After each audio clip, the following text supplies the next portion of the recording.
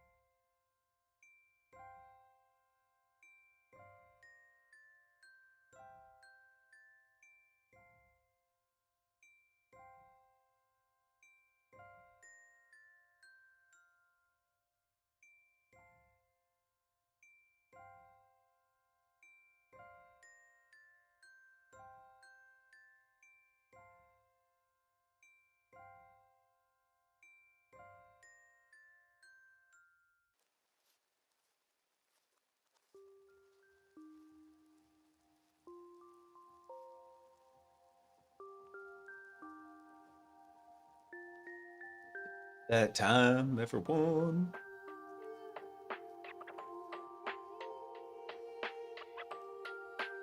Hope everybody's been having a fantastic first half of the week.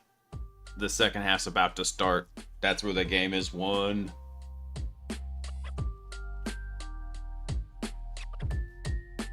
Commencing. Let's do this. Don't mind this. I was preparing something because obviously since I was on vacation, I haven't had a chance to talk about the NPM hack that happened last week. So I've been kind of keeping tabs on it, but that's going to be the first thing we're going to dive into tonight because it's getting wild. I thought, okay, cool. Another big hack happens while I'm on vacation. Last time I was on vacation, CrowdStrike happened. I just don't think I'm allowed to go on vacation anymore, man. Some big hack happens. Hey, Nightwolf, what's up, man? I hadn't seen your beautiful name in a while. How you doing?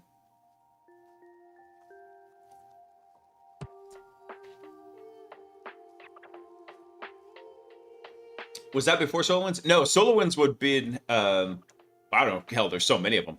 But typically the one for people to think of with SolarWinds on the supply chain side was before CrowdStrike happened. When was that? Let's see. SolarWinds Compra. Let's see. I can't spell. Yes, there, thank you. When was this? Yeah, because that was in 2021. Well, actually, I guess there was another one down here in 23. As like I said, there's so many of them. Clown Strike, yeah. Is that site even still online? I know CrowdStrike tried to get taken down, but like there was nothing they could do about it because it's not saying anything. Yeah, this was a website somebody put up after the CrowdStrike incident. Too fun. Been super busy and everything stuff. I was meaning the SolarWinds was the vacation before if CrowdStrike. Oh, actually, you know what? Hold on one second. Let me see. No, that's not the right one. It would have been about the right time too. Let's see. Hold on. I know it's gonna. Let's see. Because this one was actually no. This one would not have been vacation, so that does kind of disprove the theory. Because I don't usually take vacation in March. Usually it's at the end of the summer sometime, and so that was when CrowdStrike happened. That was when CrowdStrike and now NPM. But the NPM one it's getting deep. It's going wild in here. So I've been really interested to start covering it because it's affecting I'm pretty sure over 500 packages by now, because when I saw a video that was recorded yesterday by Matty J, he said it was up to like 477. So I mean, it's been a minute. Yeah, the circus music is nice. Hey, that's what's up, man. Dude, I think let's go ahead and kick it off, because I've been dying to cover this, and I haven't had a good chance to come through and really dig deep into it. And I didn't want to also kind of spoil myself. Now, I couldn't help it a bit. While I was on vacation, I was keeping track of what was happening on Twitter. But other than that, I haven't been digging super deep into what happened with the NPM stuff. So I've been really dying to dig into this one. So I went ahead and I kind of organized a bunch of these stories so we can try and form a little bit of a coherent timeline to it. So this was, let me see, when was the 8th? That was, yeah, Monday when my vacation started. So it's been a minute. But what happened here is on starting September 8th. So this is, who's this blog from? This is the blog from Makaido. And this was just talking about the NPM debug and the chalk packages have been compromised. I know it's hard to see here, but that's what they were saying. So this was the first report on the 8th. And what happened is Akaido's Intel feed alerted us to a series of packages being pushed to NPM, which appeared to contain malicious code. And there were 18 very popular packages.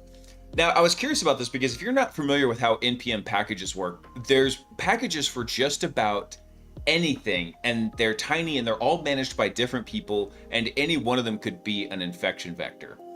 And some of them get just downright ridiculous. So one I'm going to pick on here is this one, Color String, right here. 27 million downloads a week. What does Color String do? Color String is a library for parsing and generating CSS color strings. That's it. Yep. That's it. People going and downloading a whole package to handle that CSS color. So it's ridiculous little things like this. There was even a package on NPM called is even, where you would check to see if a number was even. And I was like, if you don't know how to do that without adding an additional package and whatever dependencies come with it, you need to not be a programmer at all. Yeah. So let's take a look at these together here. There's an NPM for equals. I believe it has. Man, the number of packages is insane. And now what gets even worse though is, like, even this one, strip ANSI, maybe that's got a little bit of a benefit to it. I didn't look into that one. I'm not going to judge it. But 261 million downloads a week. That's kind of beefy. But spoiler alert, this attack wasn't actually targeting endpoint systems. This was targeting developer systems. And we're going to get into that here in just a minute. So altogether, from the initial infection of this set here, there were more than 2 billion downloads a week. The packages were updated to contain a piece of code that would be executed on the client of a website, which silently intercepts crypto and Web3 activity in the browser, manipulating wallet interactions, and rewrites payment destinations so the funds and approvals are redirected to to an attacker-controlled account without any obvious signs to the user. They actually did this in a fairly interesting way too. So, kind of the breakdown. The above packages all started having new versions released. For example, for Arrayish, it got a new version released, published, in this case from the screenshot about an hour ago. And we see that the index.js is modified and contains some obfuscated code. Right here. I wish we could scroll over and see this, but there's code in here that just looks this right here, this constant. Like, this is not something standard you would want to see in most programming languages. There better be a damn good explanation if you're going to see code that is not readily accessible in it. So basically, after doing a little bit of deobfuscation, what happened here is you got this pretty complex code block doing a bunch of checks in here. And I mean, it's still not completely deobfuscated. You see this? It's still checking all these different methods and functions that are happening as it comes through here. But one thing that's really interesting is part of this is a whole bunch of strings here. And if I remember correctly, let's see. Yeah, a lot of these were meant to be placeholders for different wallets that were happening. Because you gotta remember, the whole purpose of this attack was try to intercept crypto payments that were happening inside the browser, like say through MetaMask or anything else like that.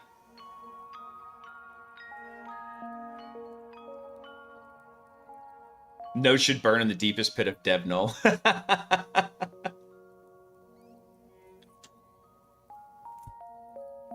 Yeah, Python has nothing on Node.js, Wolf. It's insane what it's got. Yes, Chris, you should be very thankful you never had to program in Node.js. I did when I wrote the front end for Deimos C2, and that was all the Node I've ever wanted, and never again. I think actually though, when I was like neck deep in Node and in JavaScript, I remember actually I wrote a proof of concept for something in Node for a pen test. Never have ever done that ever again. It was like a one-shot deal.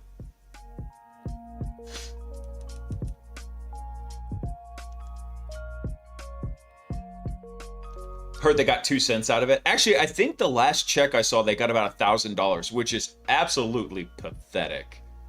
But let's keep going before we spoil on this. So the malware is essentially a browser-based interceptor, hijacks both network traffic and application APIs. It injects itself into fetch and XML HTTP requests, which are real common for sending traffic to and from a web server from JavaScript, and common wallet interfaces. It silently rewrites the values in the requests and the responses. So those values are going to be whatever the destination wallet is. So that means any sensitive identifiers such as payment destinations or approval targets can be swapped out for the attacker-controlled ones, and before the user even sees it or signs it. And it makes the changes harder to notice because it has a string matching logic. So all these strings that were happening in here, what it's doing is it actually has, I'm not going to find it in the code here, but there was string matching logic that said, hey, go find a wallet address, because these are a bunch of pre-computed ones, that is as close as possible.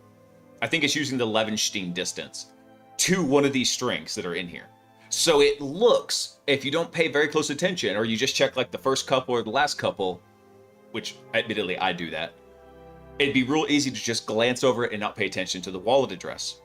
So that was actually a really interesting twist on this. I've never seen a piece of malware do that or try to obfuscate itself in that way. What makes this dangerous, though, is it operates on multiple layers. So alternating content shown on websites, tampering with the API calls, and manipulating what users' apps believe they are signing. So even if the interface looks correct, the underlying transaction can be redirected in the background. So here's the step-by-step breakdown. So it injects itself into the browser, hooks a bunch of the core functions, or maybe even wallet APIs like the Windows Ethereum. It ensures that it can intercept the traffic and wallet activity.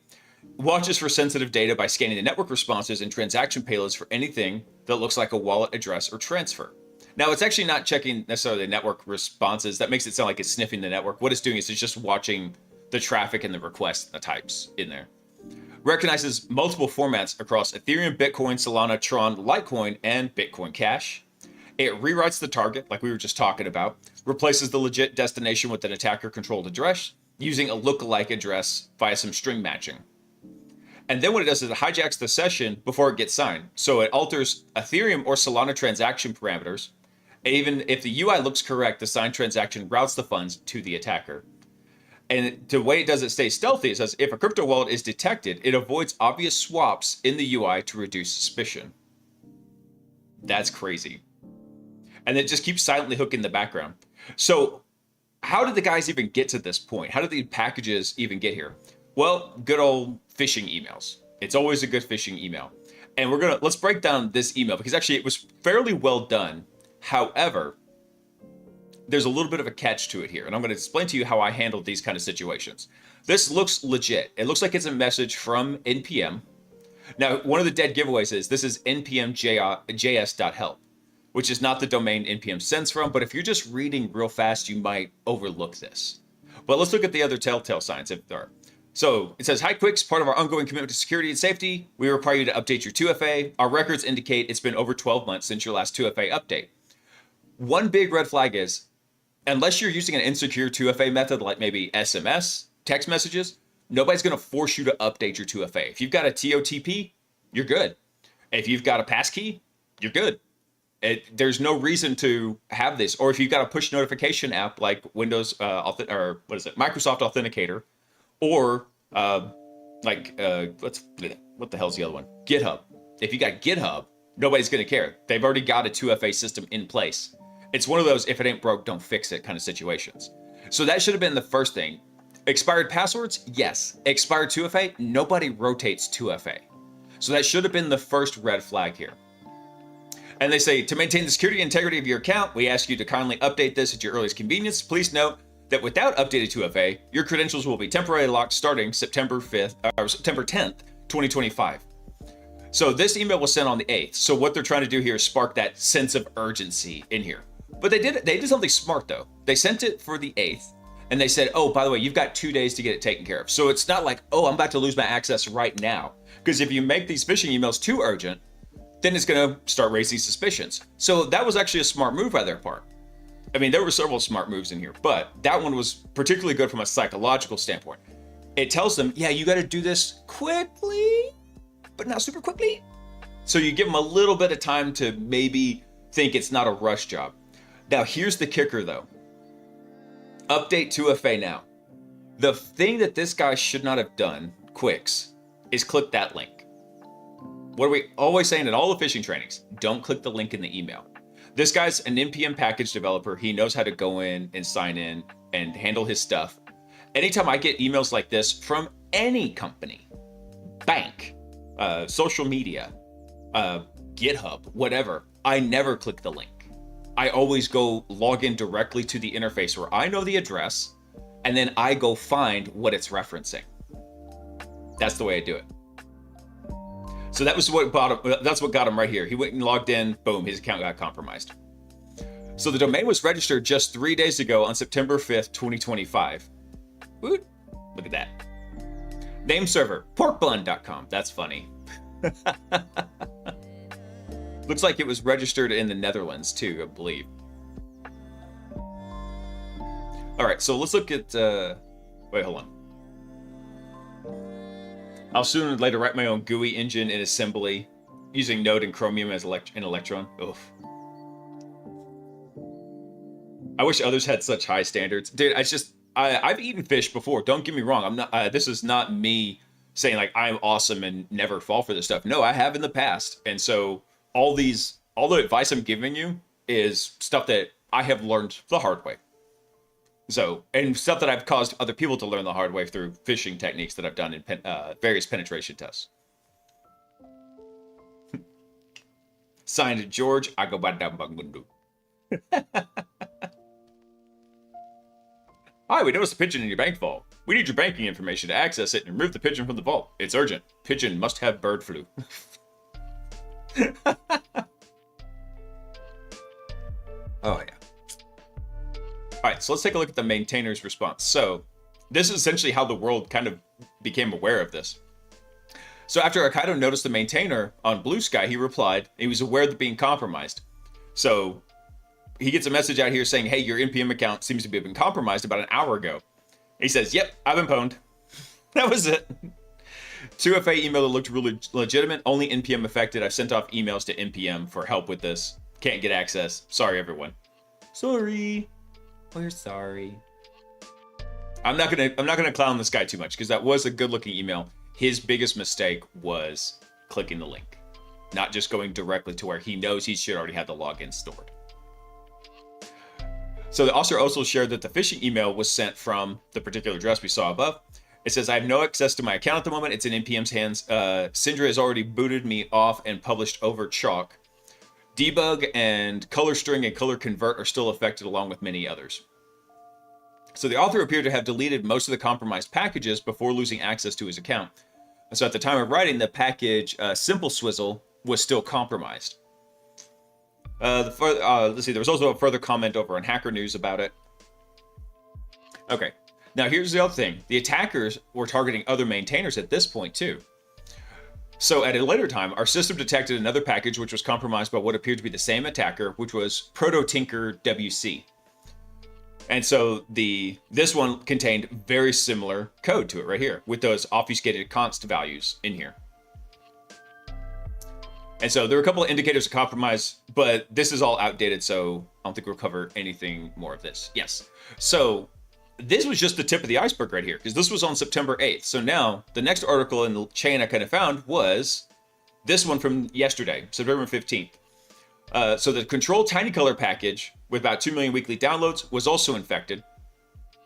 And they're dubbing this attack Shai Halud For all my Dune fans, you're gonna get that reference. Get this: the malware is self-propagating across maintainer packages. It harvests Azure, AWS, GCP, and Azure credentials using TruffleHog, and then establishes persistence through GitHub Action backdoors, which represents a major escalation. So I never thought I'd see the day when there was a worm in a package manager, but that's exactly what these guys have pulled off.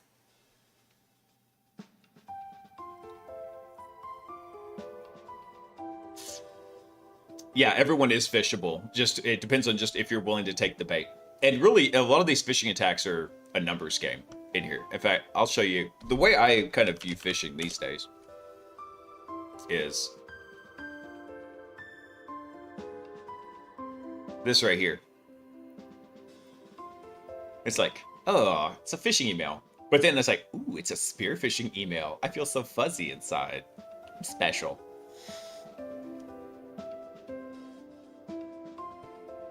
I expect to be phished every time I pay bills at 4 a.m. Yeah, I know, right?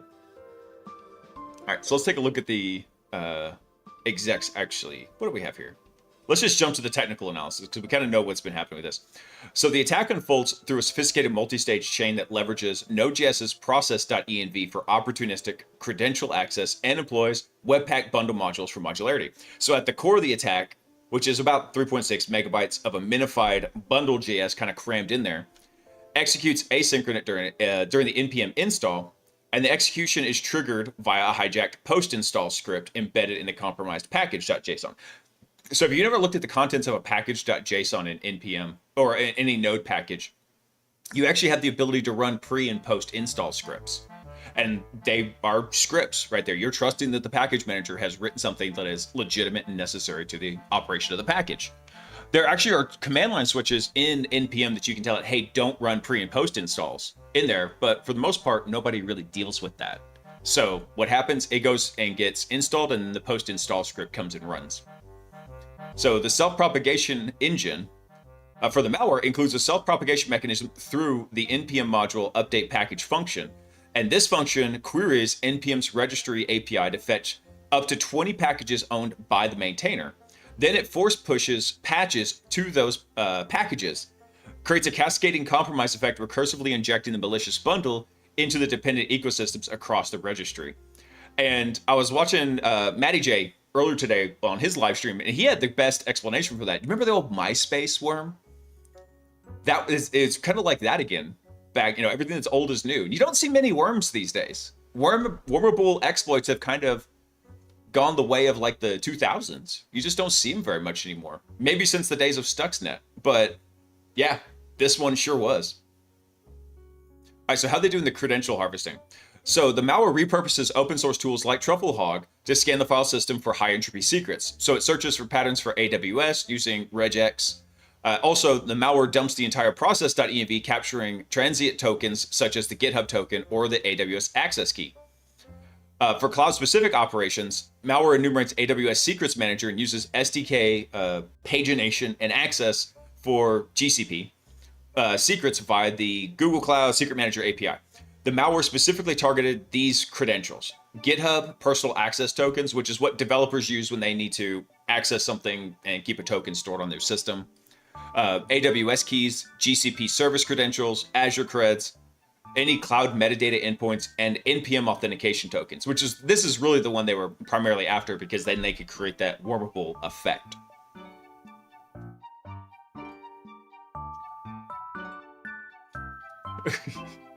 That wasn't 3.6 megabytes though. The whole disk was 1.44 megs. Yeah, there we go. That's how we could have stopped this. If we were just all operating on 3.5 floppies hats, then we could totally have not had this issue happen. All right, let's look at the persistence mechanism. So the malware establishes persistence by injecting a GitHub Actions workflow file via base64 encoded bash script. Workflow triggers on a push event and exfiltrates repository secrets using this expression, to JSON secrets, to a command, a control endpoint. So basically it was set up to go to a webhook on the internet that was listening for this traffic to come back in. The malware creates branches by force merging from the default branch using GitHub's GitRefs endpoint. The data got exfilled. Maybe I gave away a little bit of the plot here.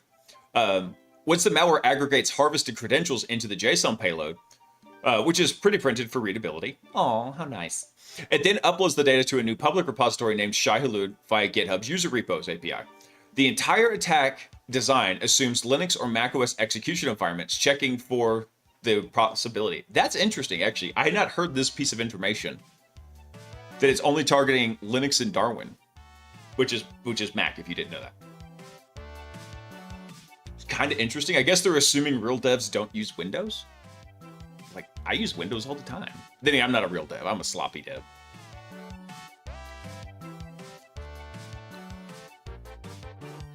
It's super interesting to see the idea of Worm resurrected here. I know, right? Especially, I love the name. I usually hate like cringy malware group names or attack names, but Shai-Hulud, I'm gonna get behind that one just because I'm a Dune fan.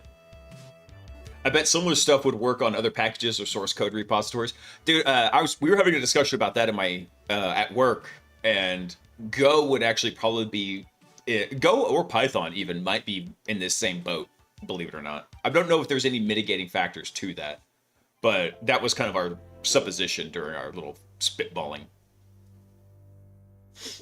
Yeah.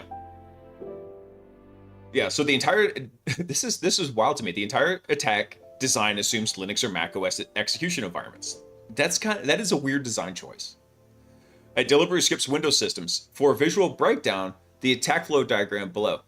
You know, actually, come to think about this, before we go to the attack flow diagram, I wonder if these guys, don't get me wrong, these guys, I don't think they got very much from this, thankfully, especially for the amount of effort that was expended. However, I wonder if they specifically avoided Windows to avoid EDR. I'm wondering if they had something in there that maybe they had tested and they knew it was going to flag against something. That would be one of the primary reasons I could think for this, is to avoid EDR. Because I'll be straight with you, EDR on Linux, trash. EDR on Darwin, trash. Anyway, let's go to the attack flow diagram. Let's see. So the bundle loads the npm install trigger, checks for the OS. If it is not in the OS, exits. If it is in the OS, then it's going to do parallel recon with the promise all. So it's going to check GitHub auth, npm tokens, AWS and GCP, and then it's going to run trufflehog to start scanning the file system. That's why. If you start running trufflehog on any Windows systems with any half-assed AV, you're going to get flagged. That's why they're not targeting Windows, is because of trufflehog. Actually, trufflehog, I believe, works on any system. What language is it written in? I haven't actually used it in forever. I don't remember. Let's see. What releases do we have? Yeah, trufflehog's written in Go, so you could easily go through and run it in Windows. But that would be the main reason. It's because of the use of trufflehog. That's why they were avoiding Windows. So they build the payload for the JSON. They give sysinfo, the environment, and the modules. If they've got GitHub auth, then we do no. If they do, then they post to the user repos Shai-Hulud, and bam, exfil it. Oh, that's funny.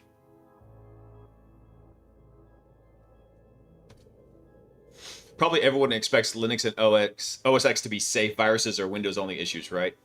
Yeah, no. Probably one of the worst worms ever in history. Not the most popular, but was on Linux. I don't know. Actually, no, it's not. Maybe it wasn't a worm, but it was. There's a lot of ways to compromise Linux, and I know you know this, Hats, but for the benefit of everyone else, Linux is a lot easier in many respects to compromise than Windows. However, that takes a lot of human interaction typically to do that, because each of those installations can be very different. You can run local repository mirrors and then pin the versions. Paying for something like npm, though, since there's so many packages. And that's actually one of the things that I was thinking about for remediations on this, Wolf. And another thing you could even do is just go pin the commit that you're using in the repository. So you're not updating all the packages. Now, the problem is, though, is you get this cascading effect whenever you work through all these npm packages, right? So what happens here... Pull the iPad. So what happens here is, let's say you import one package. So, we've got package X, right? Well, then package X can come down and it can depend on a whole bunch of different packages there, right? And then each of those can depend on a whole bunch, right? So now let's say we've got A, B, and C. And this one depends on maybe a different version of A, right? So now these two have to kind of coalesce to figure out which version is going to work in here. We don't know. And then it just makes this long cascading tree. So the problem is, let's say down here in, I don't know, number 3, let's say we've got Q right here. Q is the one that got compromised. Well, then now it's just going to flow up into this package. And heck, even one of these other ones, they could have subdependencies upon subdependencies. It just becomes a freaking nightmare. So as soon as one of the subdependencies gets compromised, it just flows up the chain here. And if one of these doesn't have their dependencies set properly, with like, instead of saying use the latest version, doesn't have a pinned version, then you just kind of beat at that point. Pretty much doing your own repository package management is the only solution to this.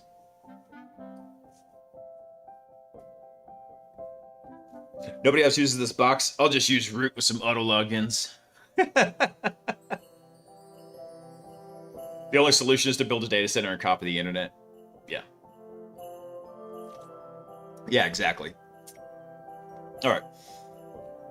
Let's look at the attack mechanism. So the compromise begins with a minified JavaScript bundle. It gets injected into the affected packages like TinyColor. It's not a rudimentary malware, but rather sophisticated modular engine that uses Webpack chunks to organize OS utilities, cloud SDKs, and API wrappers. Like I said, it looked fairly chunky from just the tiny bit they deobfuscated. The payload imports 6 core modules, each serving a specific function in the attack chain. I don't know if I can... see if I can bring this up some more. Let's see. So it looks again for which platform it's on, and then it just runs through the modules. So it checks the authentication modules, credential harvesting, scan the file system, propagate by updating the other packages if it can, inject into GitHub workflows, and then exfil everything, creating the Shai-Hulud dump out there. So that's what it's doing. So let's look at this. For OS Recon, the module calls get system info to build a comprehensive system profile containing the platform's architecture and raw data. It dumps the entire process.env, capturing any sensitive environment variables like AWS access keys or GitHub tokens or anything else that's just existing in the environment. Now, this is interesting, though, also how they're credential harvesting across the clouds. So the AWS harvesting module validates credentials using STS and assume role with web identity command. So these are commands in AWS that you can basically use to send the token and see if you get a valid response back and what you are whenever you're running it. So it then enumerates the secrets using the client secrets manager. So it runs through all that. It does pretty much the same thing through GCP. But then now for the file system scanning, what it looks at is it spawns Trufflehog via child process exec to scan the entire file system. So notice this, it's scanning like from the root of the system. So it parses the output for higher entropy matches such as AWS keys or things that are just found in common locations, right? And let's take a deeper look at the propagation mechanism. So the npm propagation module parses that npm token after validating it via the whoami endpoint from the API. It starts receiving what are the 20 top packages that this maintainer has that are owned by them. So this creates a cascading effect when the infected package leads to a compromised maintainer's credentials, which in turn infects all the other packages maintained by that user. Ooh. Now, this is actually the one I was most curious about because I don't have a ton of experience with GitHub Actions. And they were using this as a backdoor to maintain persistence. So the GitHub backdoor module authenticates from the user endpoint, requiring repo and workflow scopes. So after listing the organizations, it injects malicious code via a bash script. Here is a line-by-line reconstruction of the bash script. So we get the token, we create a branch name called Shai-Hulud. We set up the file name, which was the Shai-Hulud workflow. And then in here is where it actually drops the GitHub action file in here. So it says webhook site. I believe they've obfuscated that. I don't think that is the correct. Yeah, see, that was the C2 exfil here. And then what they do is they curl it. They echo the contents for base 64. I like how they put the note in here. For basically for evasion. Double base 64. So secure. And then for the env, that contents is they just run the JSON from the secrets. Oh, that's too funny. Let's see what else I got going on here. This sidebar is annoying me. Let's see. So the repo response is we get the affiliate owner, the collaborator, the organization members, and it checks basically since January of 2025. Let's see. So then it comes through and it reads the repos, checks the branch data, performs a GitHub API post. There we go. It basically overwrites it if it's existing. So that's how they're setting up this GitHub workflow action into the repository. So what they're doing is they're not injecting directly into GitHub Actions. They're injecting the file here. Where is it? The file content, and then where is this?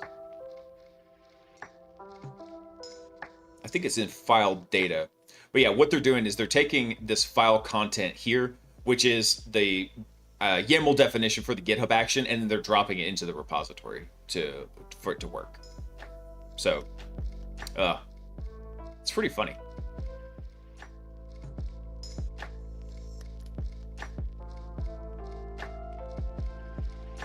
Hey, Euler, what's up, dude?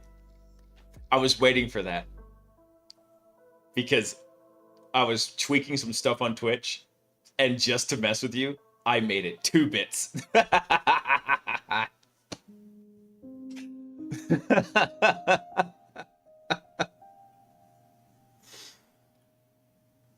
was waiting for it. I laid the trap weeks ago. How you doing, man? Oh, let's see. Have you had some poking around with ATAC and CivTAC? Actually, I did, I don't know, about a year ago, I think, maybe 2 years ago. I was messing around with ATAC and CivTAC. They're really cool. I would like to have, I'd like to have it a little bit more, I don't know. It was really neat, but also it was also a pain to get working properly.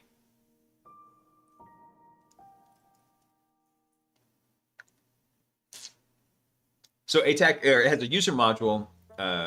It has user module support, which is odd for odds one of the integrators through their modules introduced this sort of attack. I don't know, man. That would be a little bit difficult to do because I guess it depends. If I remember correctly, in ATAC, you have to load the modules, right? They don't get loaded from the server whenever you connect your client to it. So I don't know. And plus, ATAC is such a niche thing and is so not widespread like NPM is. I don't think you run into the same kind of thing there. Oh, AC went out and been playing the Handyman. I'm sorry, dude. That's a bummer. Unfortunately, I think I'm down on my Jocko drum. Oh well. Not sponsored by Jocko yet. Working on it. I had a dream about it the other night. I made like this super cut of me working out. And then like every 5 seconds, not sponsored by Jocko yet. And it had like epic music playing in the background. And at the end, it's like, oh, I'm sponsored by Jocko. And I've got like 5 cases of Jockos I'm holding up.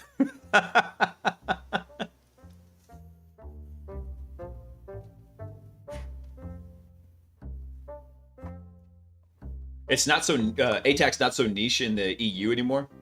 Ooh, nice. Yeah, it's one that I'm really, yeah, I know, Fed confirmed, definitely, dude. I've been wanting to play around with it a bit more.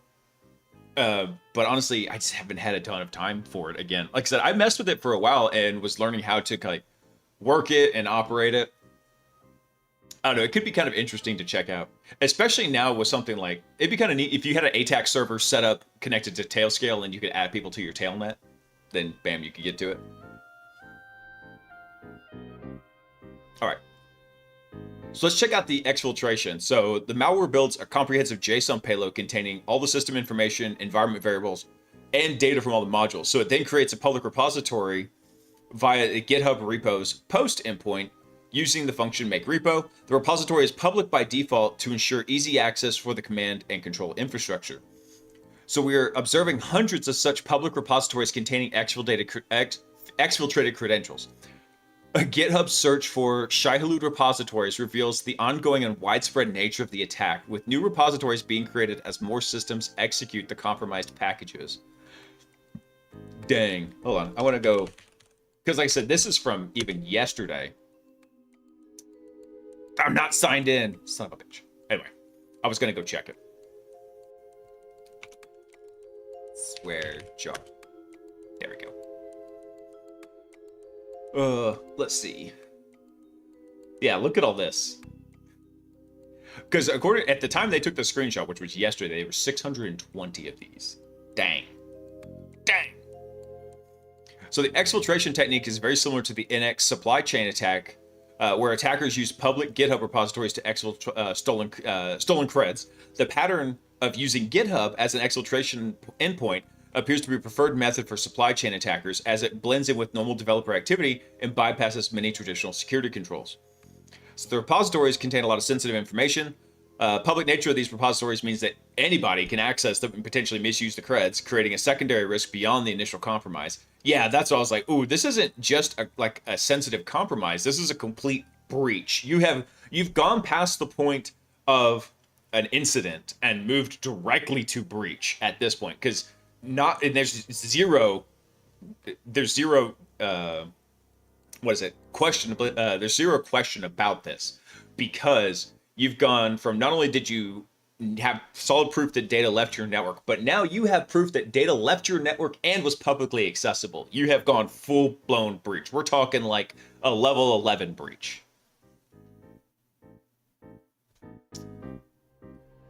I'm thinking of making CivTech over custom RF for me and the wife to replace Google shared locations. Ooh. Our town's only about 5 by 5 kilometers, so I should be able to cover that with some radio. Ooh, that'd be sick, dude. I want to learn more about radio. I really do. Maybe when Agent Zero gets a little bit older, we'll dive into radio. Let's see. So the attackers employ several evasion techniques, including silent error handling, which was handled by a catch blocks. There was no logging output, and disguising the truffle hog execution as a legitimate security scan. They also had runtime analysis with a hardened runner. So we analyzed a malicious payload using Step Security's hardened runner in a GitHub Actions workflow. Hardened runner successfully flagged the suspicious behavior as anomalous. Public insights were available. Yeah. So the compromised package made unauthorized API calls to API GitHub. The API interactions were flagged as anomalous, since legitimate package installations should not be making such calls to the API. Well, good. That is an anomaly. The runtime detections confirmed the sophisticated nature of the attack, with the malware attempting credential harvesting, self-propagation to other packages, and data exfil, all during what appears to be a routine package install. That's cool that it got flagged like that. Let's see. And then we've got various indicators of compromise, searching for malicious repos, file hashes, suspicious API calls, and all the good shebang. Actually, what did they say here for cleaning the infected repos? So remove malicious GitHub action workflows. Well, I mean, this is actually pretty simple, because it always had the same hard-coded name, right? The Shai Hulud workflow. And if they, this had to be for bragging rights. Because if they were really trying to blend in, what they would have done is created something else that did not say Shai Hulud. They would have had like a list of pseudo-random names in there that they could have built to go drop in these workflows, something that maybe tried to blend in. But that's a pretty heavy IOC right there. And even though they're targeting Mac and Linux, there are EDR solutions on Mac and Linux. So if you ever saw this get dropped to... Actually, I don't think this ever got dropped to disk. I checked that back. This got dropped over into GitHub. But there's also GitHub monitoring solutions. I don't remember them offhand, but I know there are. So this is probably going to get hard flagged for something like that. Let's see. What else do we got here? Rotate credentials immediately. Yes, do that. Let's see. GCP security audit, ongoing monitoring. Use the npm package cooldown check. Oh, what is this? Cooldown check automatically fails a pull request if it introduces an npm package version that was released within the organization's cooldown period, which is the default 2 days. So once the cooldown period has passed, the check will clear automatically with no action required. This rationale is simple. Most supply chain attacks are detected within the first 24 hours of a malicious package being released, and the project that gets compromised are often the ones that rush to adopt the version immediately. This is what I was just talking about.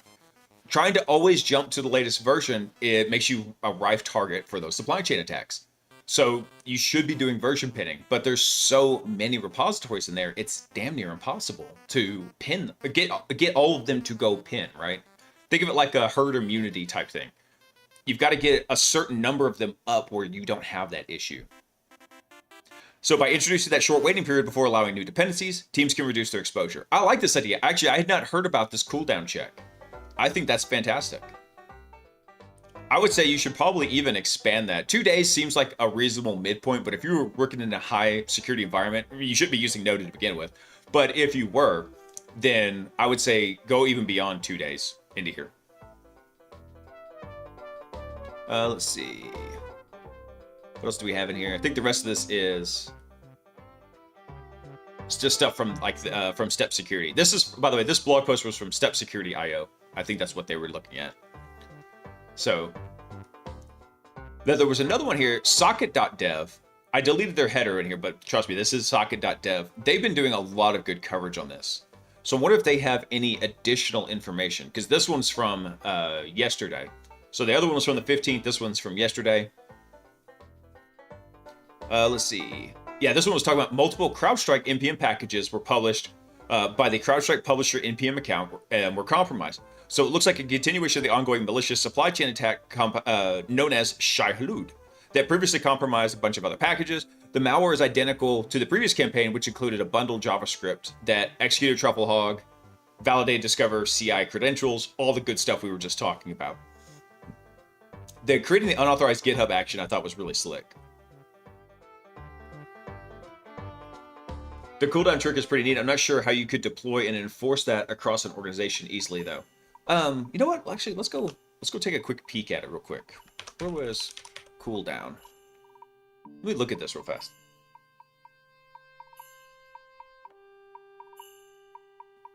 If it will load. Introduce 2-day delay to fix your machine for bricking updates you sent out to everyone. Nice idea. Let's see. Oh, this actually might be something from Step Security specifically. So the NPM package cooldown check. We're excited to announce the release of our NPM package cooldown check, which helps teams block newly released, potentially compromised dependencies while still allowing emergent fixes to integrate seamlessly into GitHub workflows. Let's see. This feature is part of our broader initiative to bake security into the development lifecycle, along with cooldown check. We're rolling out additional GitHub checks. So yeah, this is part of Step Security's offering. Now, I'm not familiar with them. I can't say if they're good or bad. I do like this idea though, and I think that this is probably something that should be baked into NPM, like from the get-go, right? So, anything else interesting in here? Let's see. Blocking new release PRs. That's about it. At this point, I'm thinking they have a mole. You mean, are you talking about CrowdStrike? Ah, man, I'm out of my drink. Yeah. I mean, they're a big enough company, maybe. Who knows? I mean, I think it's more likely that CrowdStrike just got caught, one, obviously, with the massive global meltdown, which, if you think about it, completely defeated the purpose of the larger decentralized internet. The entire idea of the internet when it was envisioned by DARPA was to make a nuclear resilient, self-correcting network that was always online. I don't think the creators of DARPANet could have foreseen something like, here's a system and they all download updates from the same thing, because system updates like that weren't a practice back then. It just wasn't. You had to do manual updates, and updates were rather infrequent. They weren't in this incredibly rapid cycle like we have today. But then also, I don't think they ever envisioned that the singular piece of software that was not the operating system would be running on the vast majority of systems across the internet. Oh, interesting times we live in. Back then, you burned your BIOS to an external box and erased it with a UV lamp before. Let's see. Their hiring processes, I don't know, for an org that constantly is in every major breach from some F up, they're hella picky. You'd think that I mean, security organizations, especially like high profile ones like CrowdStrike, need to be picky with their employees.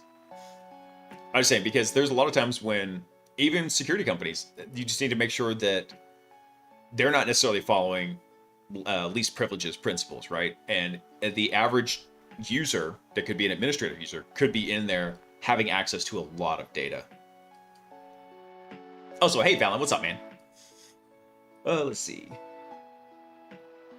Updates were not sent in IP packages, they were sent in cardboard boxes. I know, right? It's like, hey, here's an update. We're going to send you a floppy disk. We're going to mail out the floppy. Oh, let's see here.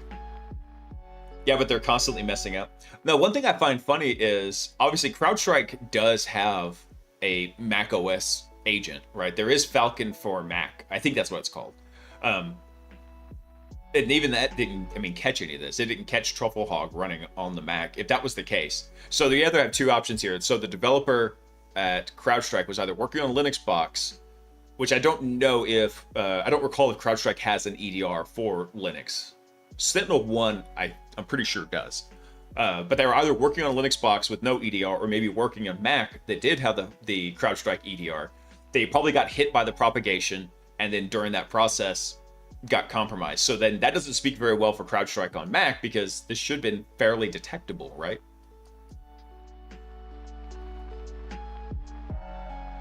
I remember mailing ROMs for updates. Yeah. Let's take a look at this real quick. So the affected packages were quickly removed from the NPM registry. The malware includes a workflow file named Shai Halud, a nod to the sandworm in Dune. Shai Halud. So while not a unique reference, its presence reinforces the attacker's deliberate branding of the campaign. Yep. Let's see. So in our previous analysis, we found the payload writes a GitHub action workflow. Around the same time, nearly 700 public repositories titled Shai Halud Migration appeared on GitHub. So while the precise role of these repos is still under investigation, the naming and timing suggest they may be artifacts of attacker automation used to persist for a stage of the workflow. So in our previous post, we had further details on the malware itself, which we're good. We already talked about that. But the bash block uses a GitHub personal access token if present, writes a GitHub action workflow, and exfiltrates the collected content to a webhook. So the script combines local scanning with a lot of popular tools. We kind of already talked about that. Oh, good. So they've got a little bit more of a timeline here. Let's see. All times are in NPM publishing times with a 24-hour UTC. So they're starting theirs here on September 14th. Let's see. So on September 14th, they observed the first compromise. So it looks like the one from the 8th was similar, but not exactly. Like they were not necessarily related to one another. I don't see exactly how they were interconnected. Perhaps, actually, I don't think they were interconnected at all, because there was no indication that the September 8th compromise led to any kind of remote code execution. It was just injecting into the package. So unless they have changed something, or maybe in some way use that backdoor access to come through and start propagating this stuff, this appears to be a second attack. I don't know if it was from the same attackers or not. But basically, they first observed the Shai Halud variant on September 14th. A couple of these repos got hit. There was a small burst, again, about an hour later. And then the first large burst with about 25 additional packages. Another roughly 16 happened. So this is a short time frame, right? So we're talking 17. Oh, God, what happened there? Bad CSS. That's what happened. Stop it. Good Lord.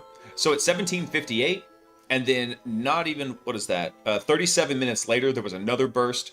And then from that, about 56 minutes later, another big burst. After this one, it was only about 16 minutes where we saw another group of packages get hit. Starting on the 15th, again, burst, new hash type appeared. We observed a reuse of all these different types. This is on the 15th. There's just more packages getting compromised. And then on the 16th, there was the first batch of the day was at whatever time this was. And I don't know, this is UTC time, they said. But then that's when CrowdStrike got hit. On the CrowdStrike CLI, if I remember correctly.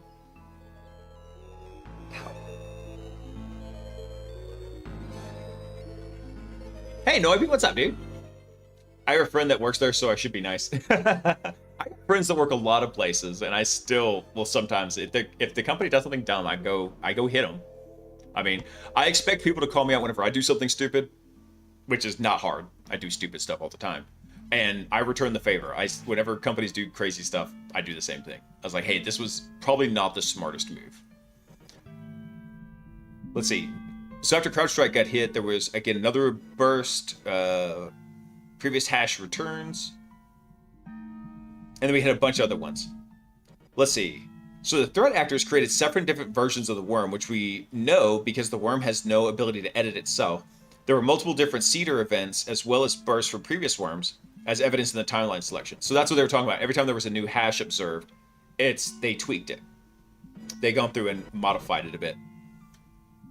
So the difference between version 1 and version 2, I'm not going to scroll through that. That's a lot to read through. Let's see. These lines implemented automated reconnaissance and credential harvesting, then exfiltrated the collection to the GitHub repo. They gathered local information. Checked if the GitHub client is authenticated to the GitHub repo, and then basically authenticated and created the repo Shia-Lu. The new version adds a single log line configuring, likely for debugging purposes. Let's see. So that was the jump from version 1 to 2. They added some additional checks in here.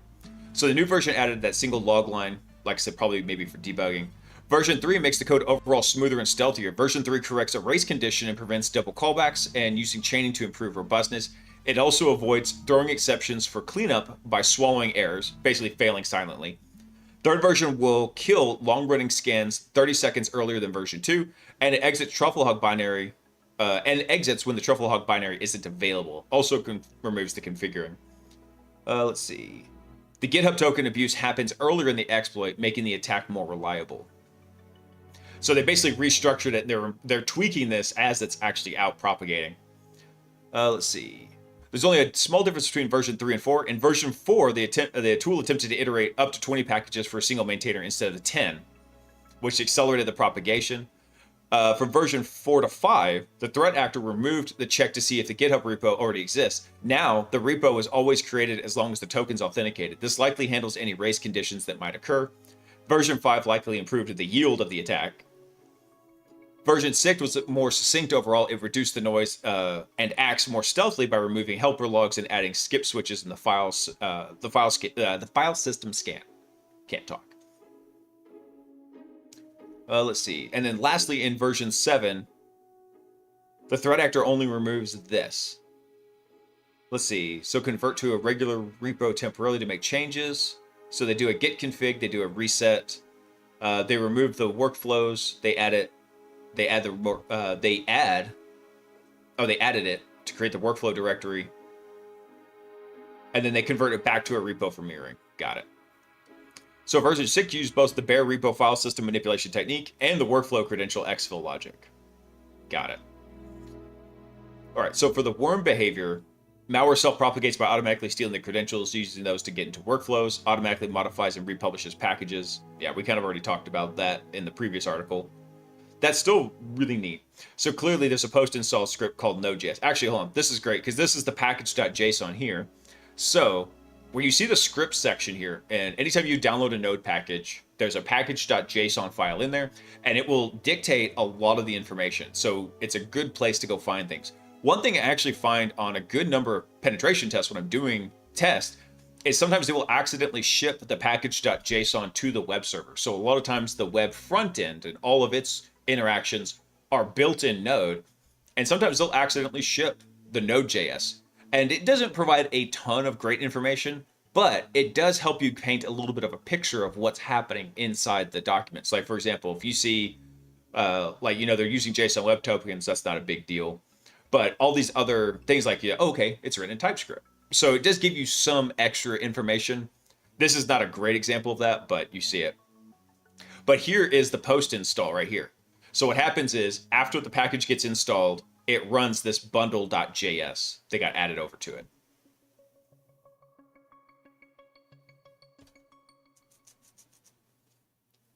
vulnerabilities doesn't mean that it can be hacked right away, right? It's a weakness, but a vulnerability doesn't always mean that you can hack it right away.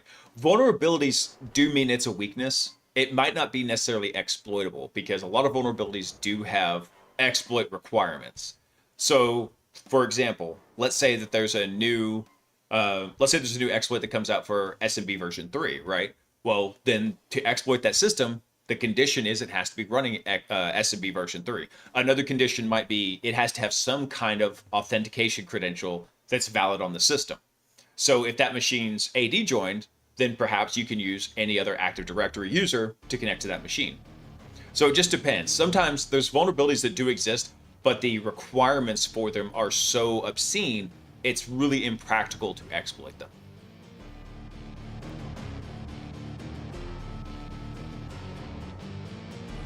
So in a pen test, how do you justify that it's a vulnerability if you're not really able to hack it? Typically, whenever I'm reporting stuff, I report on what I actually hacked. So if I do like a relay attack, or if I found a weakness in a web application, which I don't do a ton of web apps anymore. Funny enough, I'm actually on one right now. And it was really cool of the client to give me the code because we've got a really interesting attack path we're working down there. But a lot of times, whenever you're going through and you're reporting on a penetration test, it varies widely depending on the firm. But for my team, we only report on the issues that we can actually go through and exploit.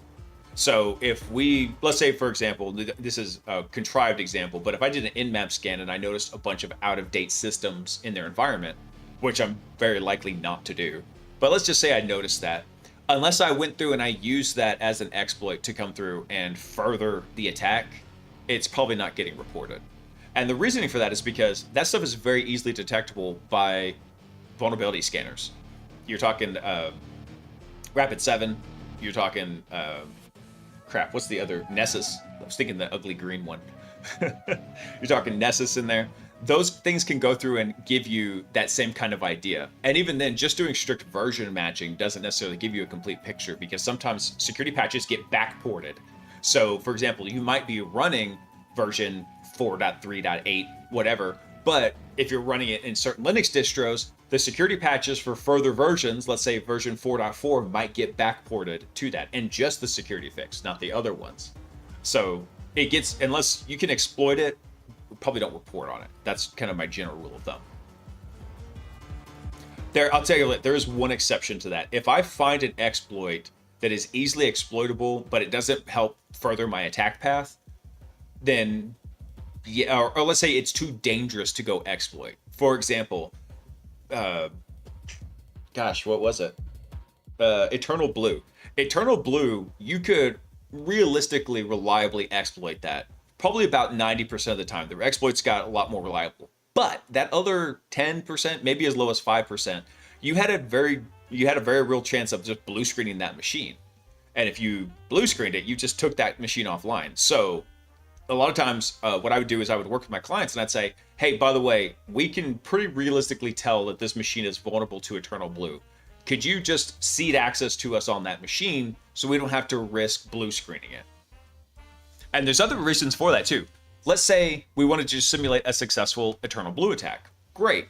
Now we've got access to it. If we blue screen that machine, let's say it came back up and nobody noticed it. Great. We could go through and we could exploit it again. But then what happened? It rebooted that machine. All the credential material that could have potentially been in memory is wiped. So I don't want to lose that potentially, especially not while we're working on like a penetration test.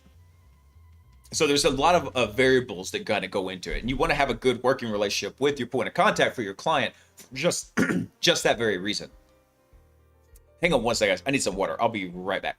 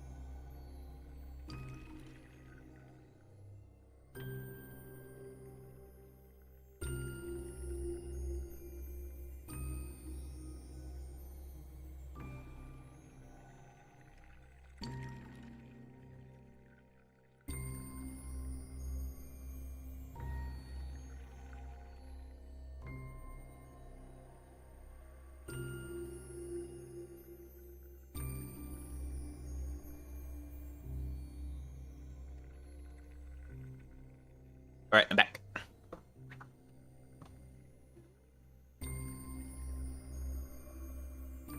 Yuck, water. Fish pee in that, dude. I know, right? Get my fish pee.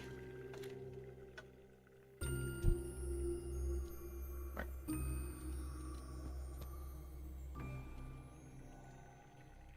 And yeah, Norby, there are like reportable vulnerabilities that you're not going to exploit.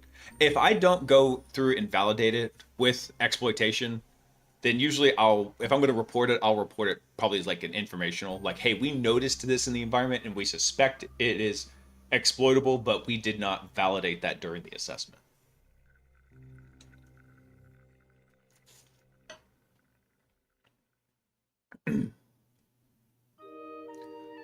All right, so looking at this again, so it says clearly there's a post install script from the node, from that bundle.js in there. And the tarball injection ensures that the malicious code is present in the artifact itself. It's hard to notice if the downstream user just done an npm install for the package. So adding the post install script ensures automatic execution during the install, even if the package normal runtime doesn't import the injected file. So this also explains why certain hashes reemerged. It may not be because the threat actor decided version 5 or 6 were superior, but actually because those versions found other accounts to propagate through. So the GitHub action workflow triggers on events not continuously, which would explain the gaps in time between the burst from the malware. So this indicates that we've not seen the last of this malware yet. The best is yet to come. And they go through some immediate guidance like uninstalling certain versions, auditing your CI/CD, things like that. But look at this. Compromised packages and versions. Keep scrolling, scrolling, scrolling, scrolling. Come on, keep scrolling, scrolling. Yep, I was right. It's over 500 now. It's over 500! Doesn't have quite the same ring as over 9,000, but this is definitely an interesting attack. And especially for it to come so close to the September 8th attack, which was just the crypto bros in there trying to get their crypto thing on. I think last time I checked that, they only made about $1,000. There was something more going on here. Especially given the fact that they were publishing all this information here, this almost to me feels like it was not intended to cause mass compromise. It did, but I think that was a secondary effect. Looking at all the effects of what happened and its propagation and the naming of it, calling it Shai-Hulud, and then also making those public repositories in there. I think this was more a case of someone trying to either brag, basically saying, hey, look at me, I want cool hacker points, which they get because this was pretty cool. Or two, they're trying to target specific ones and they don't want to know which ones got compromised. And so by everything being public and being able to go view it publicly, they can hide inside the noise that they've created by having all these machines go in there.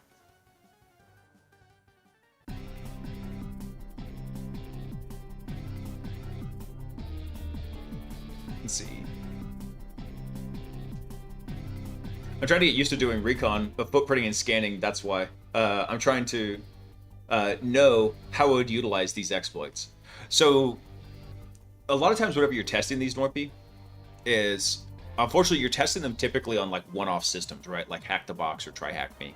And whenever you're working on those systems, it's one machine and you have a very, very well-defined goal, which is compromise the machine with some exploit, escalate your privileges on the machine with some exploit, gather flags. But whenever you're working through a larger network, typically I tell people the smallest network I've ever done a penetration test for was about probably about 30 systems on there. Whereas, I mean, the largest system you're typically going to find on a CTF platform is like 2. So the reconnaissance is very important, and it depends largely on what kind of system you're in. So like if you're in Active Directory, right, typically your DC is going to be your first starting spot because everything has to be able to talk to the DC in some way, assuming you've got some kind of user credentials. So that's if you're authenticated, right? If you're not authenticated, then you're going to be looking at what else is on the network. So that's where stuff like maybe performing an nmap scan or even just looking through a compromised system. There's a lot of different ways to look at it. So if you had like an already compromised account, You could use those permissions to then come back up here, take stuff out of the DC, start looking at it. But even just looking purely at the domain controller may not be super helpful, because let's say you have a whole slew of Linux systems that have a lot of vulnerabilities in them. They don't usually tie up to AD like that. They can, but for the most part, they're typically just kind of off to themselves, adjacent network-wise to everything else, but they're not necessarily interacting with Active Directory. So there could be pieces, if you're just focused solely on Active Directory, that you could be missing in here. So a lot of times there might be reasons to jump down to this Linux environment, or vice versa, from Linux over to AD. It really just depends, and that's why part of the process is talking to your client and getting to know what they've got.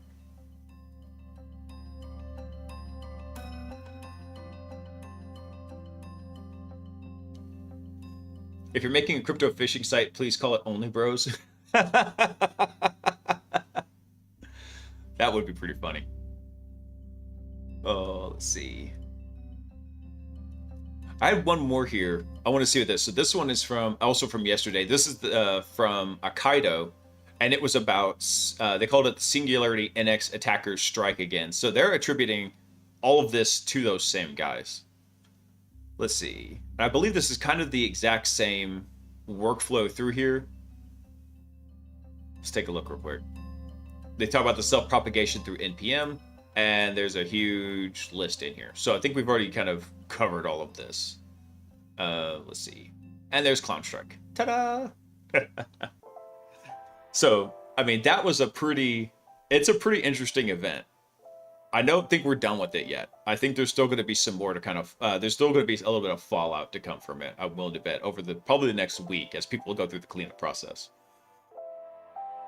Let's see. Oh, by the way, if you're looking for like end of year training, if you've got a training budget, Spectre Bash is coming up in October. It's that, when is that? October. So that's the first full week of October. I'm here.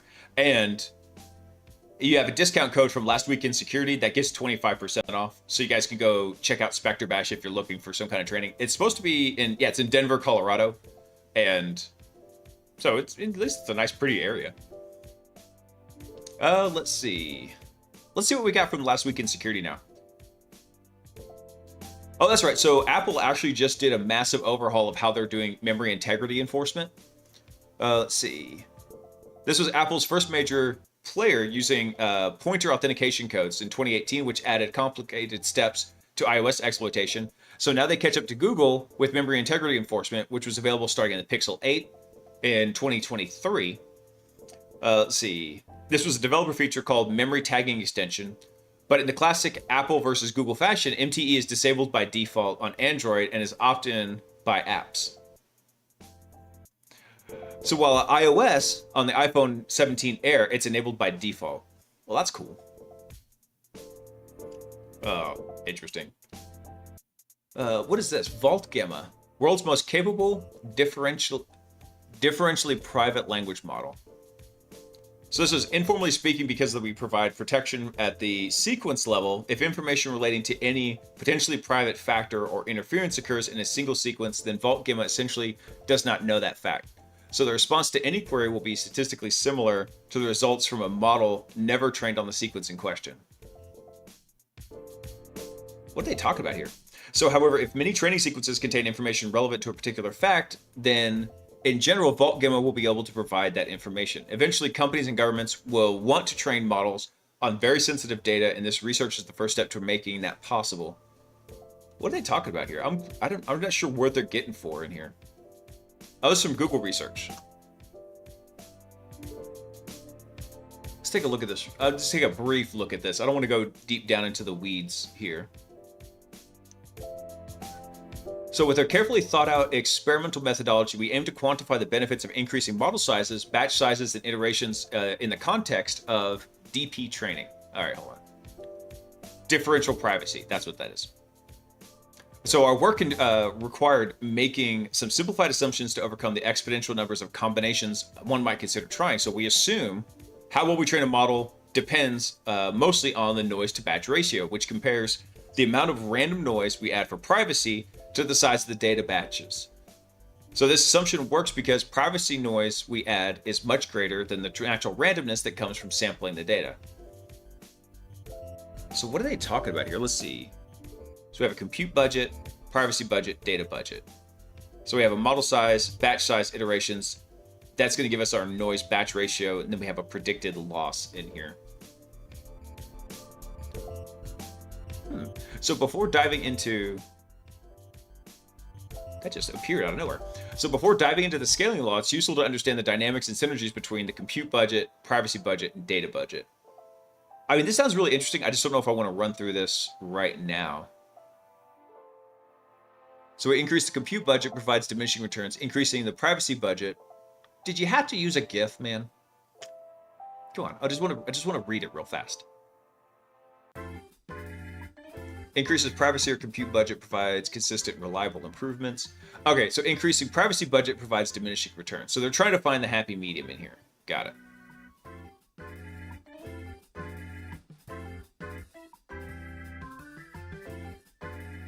So the Gamma models are designed with responsibility and safety at their core. That makes them a natural foundation for developing production quality DP trained models like Vault Gamma. I'm not going to be able to get over thinking DP stands for something way different. So what was the result of this training? So with this new scaling law and advanced training algorithms, we built Vault Gamma.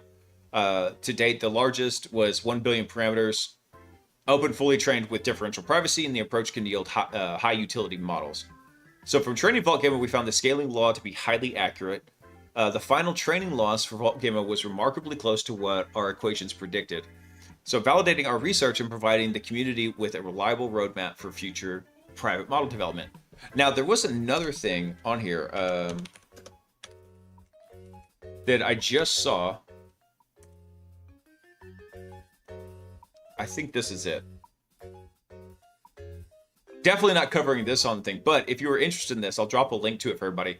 But this was some new research put out from a group over in China. They call it spiking brain, where essentially the idea is you don't need to do the entire matrix multiplication and do every computation every time you run or train a language model. There's a way to set a threshold in there where it doesn't necessarily need to activate, let's say, every neuron in the hidden layers, which is essentially what's happening whenever you're doing that matrix multiplication. So for any of the other nerds in here, there's the article for it.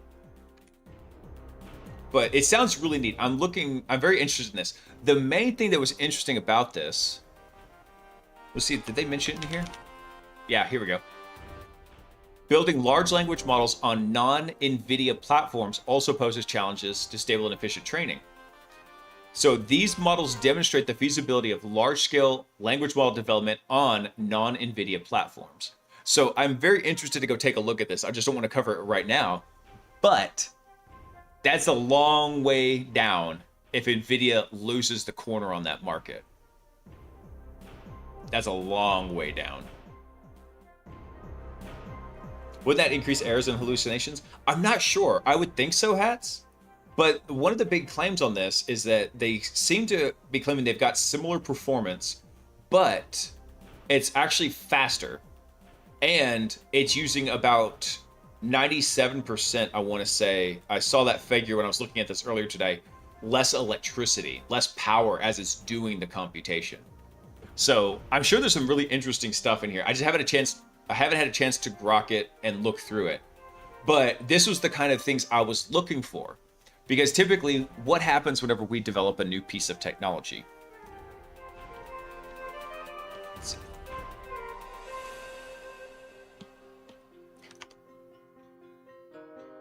Where is it? So whenever we develop a new piece of technology, like say, large language models, what happens is, first step is we find a benefit, right?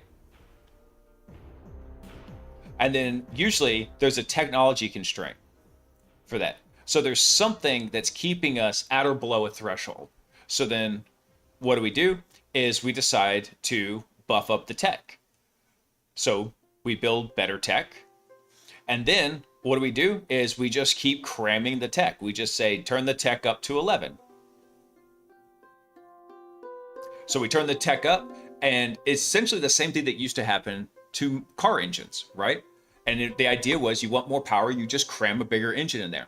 Eventually, what happens is you hit a stalling factor. You can only make it so large or cram so much tech at it. You just run out of physical space or electricity or cooling capacity or something. And then what happens is there's an efficiency excite that happens. Efficiency. Pretend I spelled that right. There's an efficiency mode that then starts happening. And so I'm hoping that this is not bunk and it's the big jump that we need to get that first efficiency boost.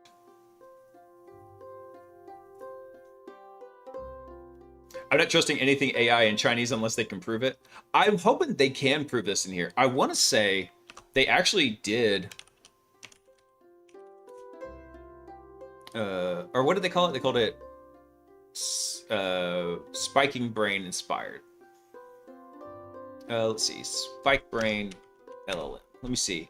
I want to say I saw it. I saw a repo for it over here on GitHub. Let's see. So inspired by brain mechanisms, spiking brain integrates hybrid efficient attention, mixture of expert models, and spike encoding into its architecture, supported by a universal conversion pipeline compatible with open source modules. This enables continual pre-training with less than 2% of the data while achieving performance comparable to mainstream open source models. So we further adapt framework operations, parallel strategies, and communication primitives for non-NVIDIA clusters. So it looks like they've open sourced the repository, perhaps, to this, or at least some of the information about it. So it sounds interesting. I've not had a chance to go through and look at it to make a determination of it and to see what it might be good for. This is definitely code you'd want to go through and scrutinize, though, before running it, like just about anything else. But anyway, off of Vault Gamma, because it's interesting, but I don't want to go into the details tonight. Let's see. What is this? How Pixel and Android are bringing a new level of trust to your images with C2PA content credentials. Photos taken on the new Google Pixel 10 will have a unique timestamp certificates to attest to the source of the image was a physical camera. Forging these certificates is certain to become a new area of attack. So awesome. We now have a legitimate way to prove that a picture came from your particular camera. Pass.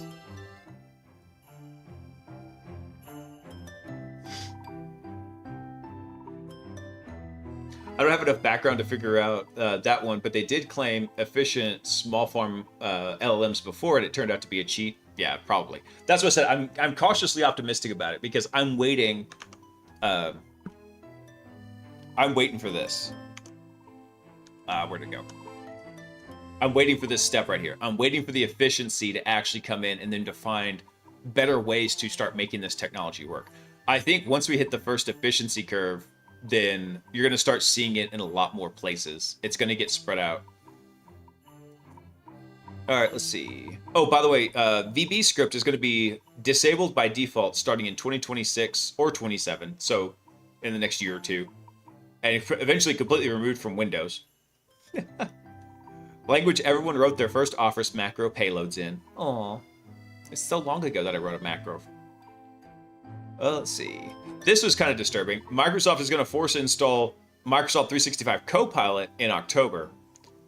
Microsoft was going to do this back in 2024, then back down due to outcry, and now they've had enough time, they passed. I'm so sick of Windows, dude.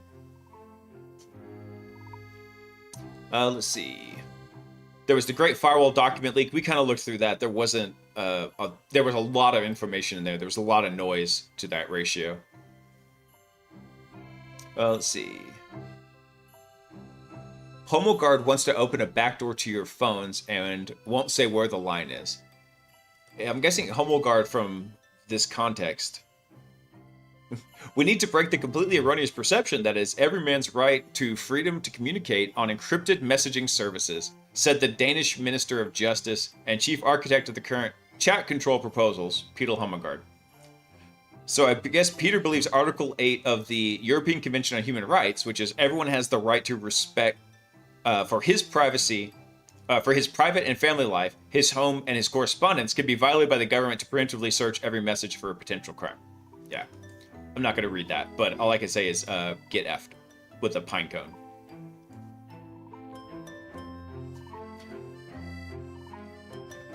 Let's see.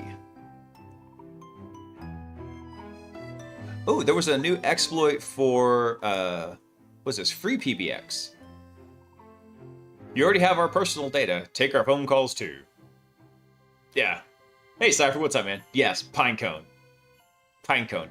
Post-sprouting pine cone. So for anybody who doesn't live where pine trees are, pine cones start as like this kind of like very dense, long thing. Typically smaller than this. You could like cup your hand around it. But then they have all these spikes around them. They just go, right? Yeah. Post-opening pine cone. 10 countries have refuted it. 3 still think, and 14 both are including it already. Oh, that's weak. Hey, Ken, what's up, dude? I remember back in the 90s when it was actually illegal to export strong encryption from the US, and it was considered a munition. I thought that was actually still the case because there's still sanctions against crypto exports to a couple nations. Because I remember that was a thing for Cisco even as recently as like 10 years ago. But honestly, I haven't kept up with that because I just roll my own crypto. You know, it's safe. I'm kidding. Don't roll your own crypto. Let's look. Tell you what. Let's take a quick look at this PBX, free PBX hack. What happened here? Well, it's not really a hack. It was an exploit. Let's see. In this week's episode, the internet is made of a string, and there's literally no evidence to suggest otherwise. We present further evidence that as a species, we made a fairly painful mistake when we discovered electricity, and it's just gotten worse and worse. So, who's this from? This is from Watchtower. Okay. Let's see. So today inside the hellscape we call the internet, mean person has discovered a 0-day in free PBX. But they didn't stop there. The dastardly individuals then proceeded to exploit free PBX hosts en masse. So as these stories sometimes play out, the ruse was rumbled when pesky sysadmins started posting on the free PBX control forum complaining of broken installs and other nonsense. Snoop on to them as they snoop on to us. This is very apt timing considering we had the 30th anniversary of Hackers come out. Apt timing, perfect. Free PBX is an open source web GUI that manages and controls Asterisk VoIP phone systems. Most of the code is wide open. You can spin up an appliance with a bash script or an ISO and browse to the PHP with your heart's intent. Some commercial add-on modules, though, are locked behind the IonCube loader, whatever that is. So it's not just a toy project. It's used everywhere from home hobbyists to MSPs to full-blown enterprises. As we've seen continuously, hackers love tapping communications. Earlier in 2025, the industry was overwhelmed with the news that Salt Typhoon compromised telcos and lawful intercept systems at scale to intercept calls. Yeah, because nothing says, these systems could ever be used by a bad guy. Ever. So a compromise to the free PBX represents the same. Access to phone calls, voicemails, recordings, other benefits like that. Timeline of the panic. Let's see. So on August 25th, someone did exactly that. They hit the cheat. Once we traversed their windings, the user did share some interesting information. They were seeing the following error when trying to access the instance. So we had a PHP fatal error uncaught message from some PHP class, stack trace, and it was thrown. So there's probably a joke here about being that you might expect from a PHP application. Things became interesting as other users began to chime in that they were also observing the same error. So when did this start? August 25th. So this was a couple weeks ago. The further turn was taken when a day later, on the 26th, a user shared the contents of .clean.sh, a new file that had appeared on their phone call box that contained the following data.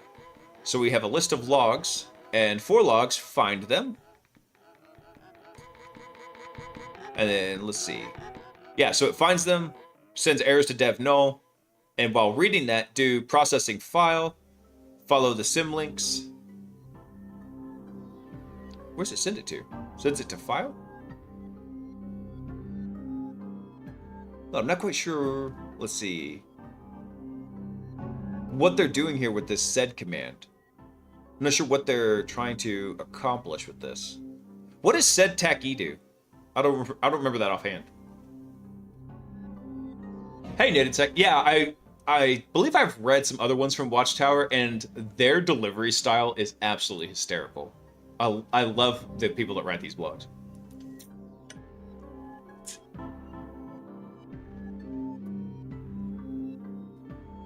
So if I remember right, sed tac I means do this inline, follow any sim links.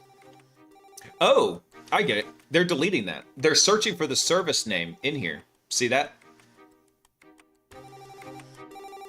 Yeah, so what they're trying to do is they're running this to hide their tracks from these log files right here. So they're iterating over these, and they're looking for the service name and deleting the log files. I think we have a serious issue. Yeah. So it's pretty clearly a bash cleanup script designed to wipe evidence after backdoor access. So it walks a bunch of log files locations and scrubs references to common web shell paths and service names, then deletes itself. So in other words, classic post-exploitation TTP. As it turns out, this wasn't a one-off. The exact same script, along with the assorted web shells, had been popping up across FreePBX installs with evidence of activity going back to August 21st. So it was first kind of detected on the 25th, but really understood on the 26th. Panic. Let's see. Timeline of the panic. It gets worser. I love these guys' blogs. So the takeaway from the community thread was clear. Something nasty was brewing in the FreePBX world. Most certainly an unknown RCE vulnerability. Editor's note, or perhaps just more intended functionality. So what we've omitted to mention up until this point was that Watchtower have a little bit of experience working with FreePBX on security issues. We reported a command injection vulnerability to FreePBX in May 2025. Despite cruising past our 90-day disclosure window, it still hasn't been published. Jeez. What was the response they received? Let's say, updating the CVSS metrics, and we are now at 0 because an authenticated administrator, you can already do what you like on the box, including installing new FreePBX modules, which can execute system commands like curl. Please advise me if you believe otherwise. Okay. Not quite. This meme here. Your friendly informational post-auth RCE vulnerability. God gave us his toughest battles to his strongest soldiers. I am not one of them. Please make it stop. Oh, the memes. So imagine our surprise when we say panic quickly gave way to action. So with the FreePBX development team posting updates. So their advice was lock down access to the admin panel with IP whitelisting or firewall rules. Well, duh. Admin panels should not just be blatantly exposed out to the internet. And they also apply an out-of-band patch to the modules. So download, install, do the stuff. All right. So, and associated vulnerability summaries for the descriptions were giving us some new clues. So what is the endpoint module and why must we begin to force reverse engineering cryptic clues about intended functionality? So the vulnerability summary was insufficiently sanitized user-supplied data allows unauthenticated access to FreePBX administrator, leading to arbitrary database manipulation and remote code execution. So starting on or before August 21st, unauthorized users began accessing multiple FreePBX on version 16 and 17 systems that were connected directly to the internet. Now, if they're connected directly to the internet, that's one thing. However, if you got your admin panel just out there exposed to the internet, that's something completely different. And I love how they say this too. It's like, we're connected directly to the internet, systems with inadequate IP filtering and ACLs. By exploiting a validation and sanitization error in the processing of the user supplied input in the commercial endpoint module. Yeah. I like the early aught style word art. Oh, I know, right? Please make it stop. This was my favorite back in the day. Let's see. So let's provide a brief context of the endpoint module for FreePBX. So the endpoint module in FreePBX is a commercial add-on that simplifies provisioning and managing VoIP phones. So it provides a centralized interface where administrators can configure the templates, assign extensions, and push settings directly to supported devices without needing manual configuration. Okay. The module supports a wide range of vendors, allowing for bulk updates and integrates with FreePBX extension management to streamline the deployment. Cool. So getting bored of curating the most perfectist memes, perfectist. We decided to once again rapidly dive in with our two-pronged approach, which is deploy into ActiveEye, which is our sensor network, a fully monitored free PBX sensor, and then two, begin reverse engineering code changes. We swear it fell off a truck, right? So a quick patch versus an unpatched comparison made one thing obvious. Everything that changes lives inside the endpoint module. Let's see if I can zoom in on this. Oh, I love that they did this. So here's a list of everything that changed, right? There were diffs all the way in just in the endpoint module right here. That's what the code diffed at. So as always, we first need to understand how FreePBX actually functions for the purpose of HT access rules blocking direct access to the majority of files. So here's their HT access. Lots of options and matching extensions. Let's see. So using these rules above, we know that FreePBX PHP endpoints within the main directory of admin that we can reach are Ajax and config PHP. So they're not exactly single file scripts, and they call a stack that goes pretty deep. So instead of making our lives difficult, we decided to do what we do best, which is click around the UI and see how they behave in practice, hoping to really understand the FreePBX route's request to the modules. So we poke around with this. We poked around at the admin Ajax PHP to see if it was reachable without a session. Short answer, no. So for example, sending something, we got a 401 unauthorized. Good. So this is due to a code block in this particular library, which checks it for the presence of a valid session. However, the code block just before caught our eye. It requests come in from localhost, then authentication is disregarded as something of a meaningless annoyance. Oh dear. Oh lord. So the request IP is here, but if the request IP is 127.0.0.1 or from ::1, so if it's like an IPv6 address, then it just says authenticate. Don't authenticate. It's fine. This is fine. So you're both connected directly to the internet and also connected directly to the internet, right? So taking this as a sign, we followed a hunch and burnt through a lot of time hunting for an SSRF that would allow us to control or send something from localhost, but that wasn't it. We just want access more intended functionality. So with the pre-auth angle looking like a dead end, we flipped the problem around. Could we at least poke the module once authenticated? So even with the code obfuscated, grepping for references to the endpoint module gave us enough to craft a request. Each time we attempted to probe the module, the FreePBX would whine and complain about missing modules. So doing what we were told, we could just append parameter names and provide nonsense values that went along. Really. Watchtower 1, 2, 3. So following the clues to vulnerability summary, we just threw a few random ticks into the parameters to see what would happen. We get internal server error. Uh-oh. We got a SQL state error happening here. You've entered an invalid SQL syntax. Oh no. Oh no. So editor's note, as FreePBX have told us, thus following the same train of thought, this is intended functionality and is at best informational. Still not good though. Let's see, so briefly perusing the logs from the AttackEye FreePBX sensor and filtering out the absolute junk created by AI-generated emoji-drenched proof of concepts, we found something interesting. So I'm guessing they set this up out on the internet as a honeypot to see what was coming back. And it looks like a classic SQL injection in here. They're just adding that information right into it.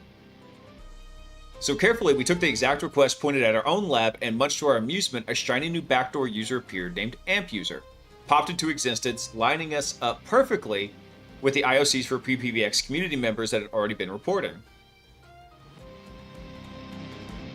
I love that they crossed this out. This is where the whole exploit chain from installing a backdoor user instead of our instance RCE. So that's a valid payload to exploit the SQL injection exploitation, notably, however, without any authentication. Wait, yeah. There's no authentication material here. They literally just copied this and sent it over to their internal system. Funny. Live every day like it's trash day. Oh, good old trash pandas.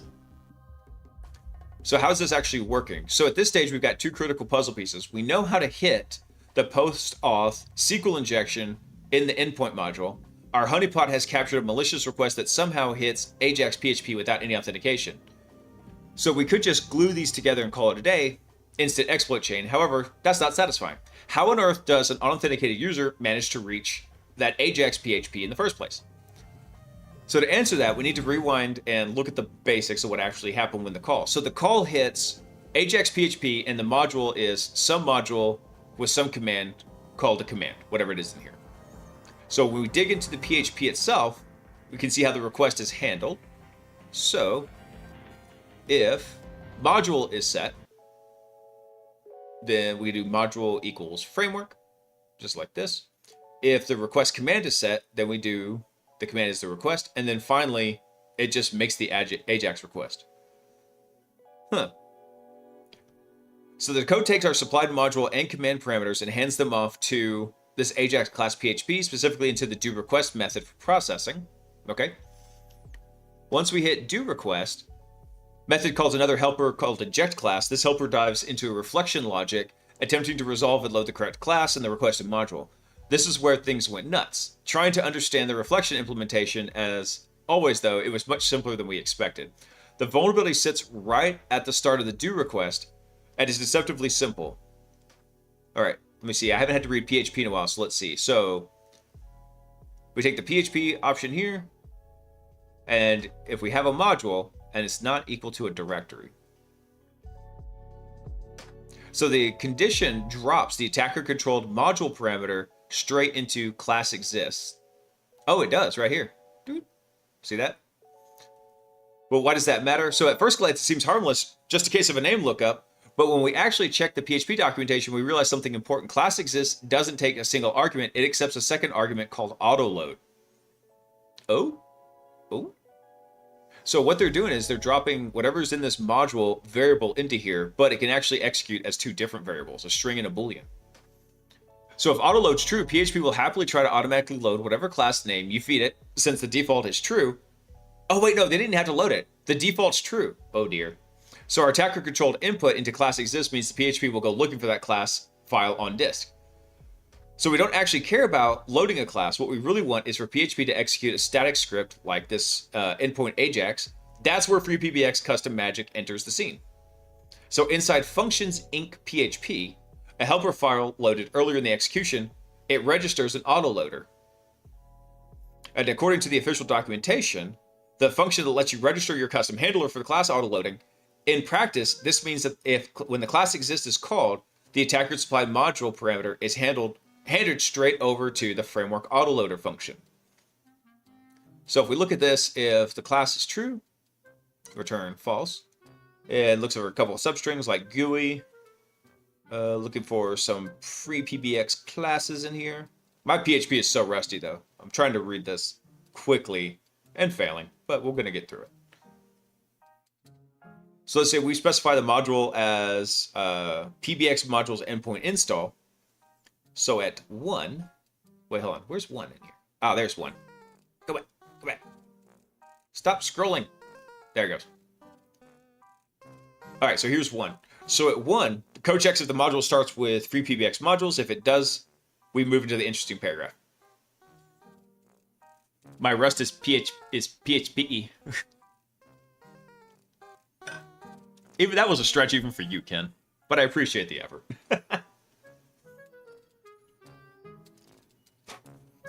So what does this do here? At number 2, what we do is we strip away the free PX, the module prefix, basically leaving endpoint install.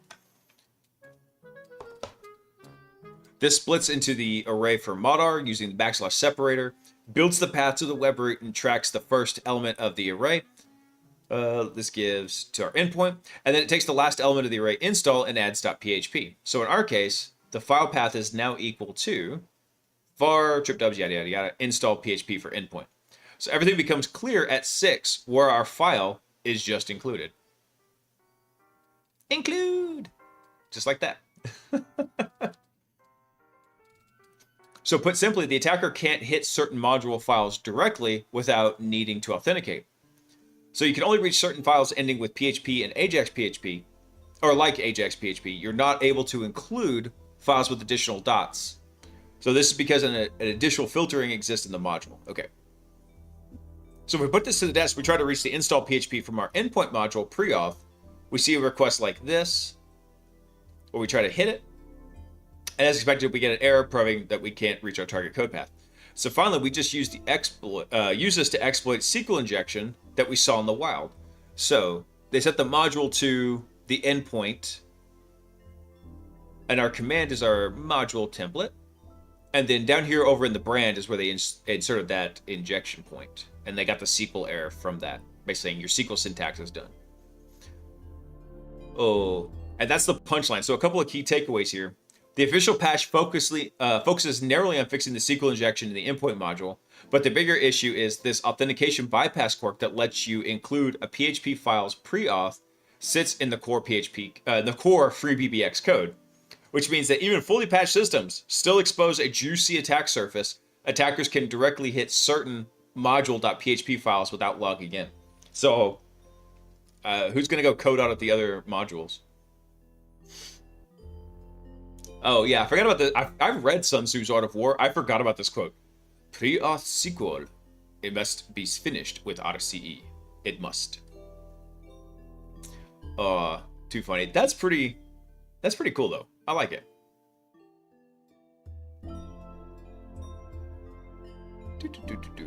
Let's talk about this, because he's not done yet. I just realized that.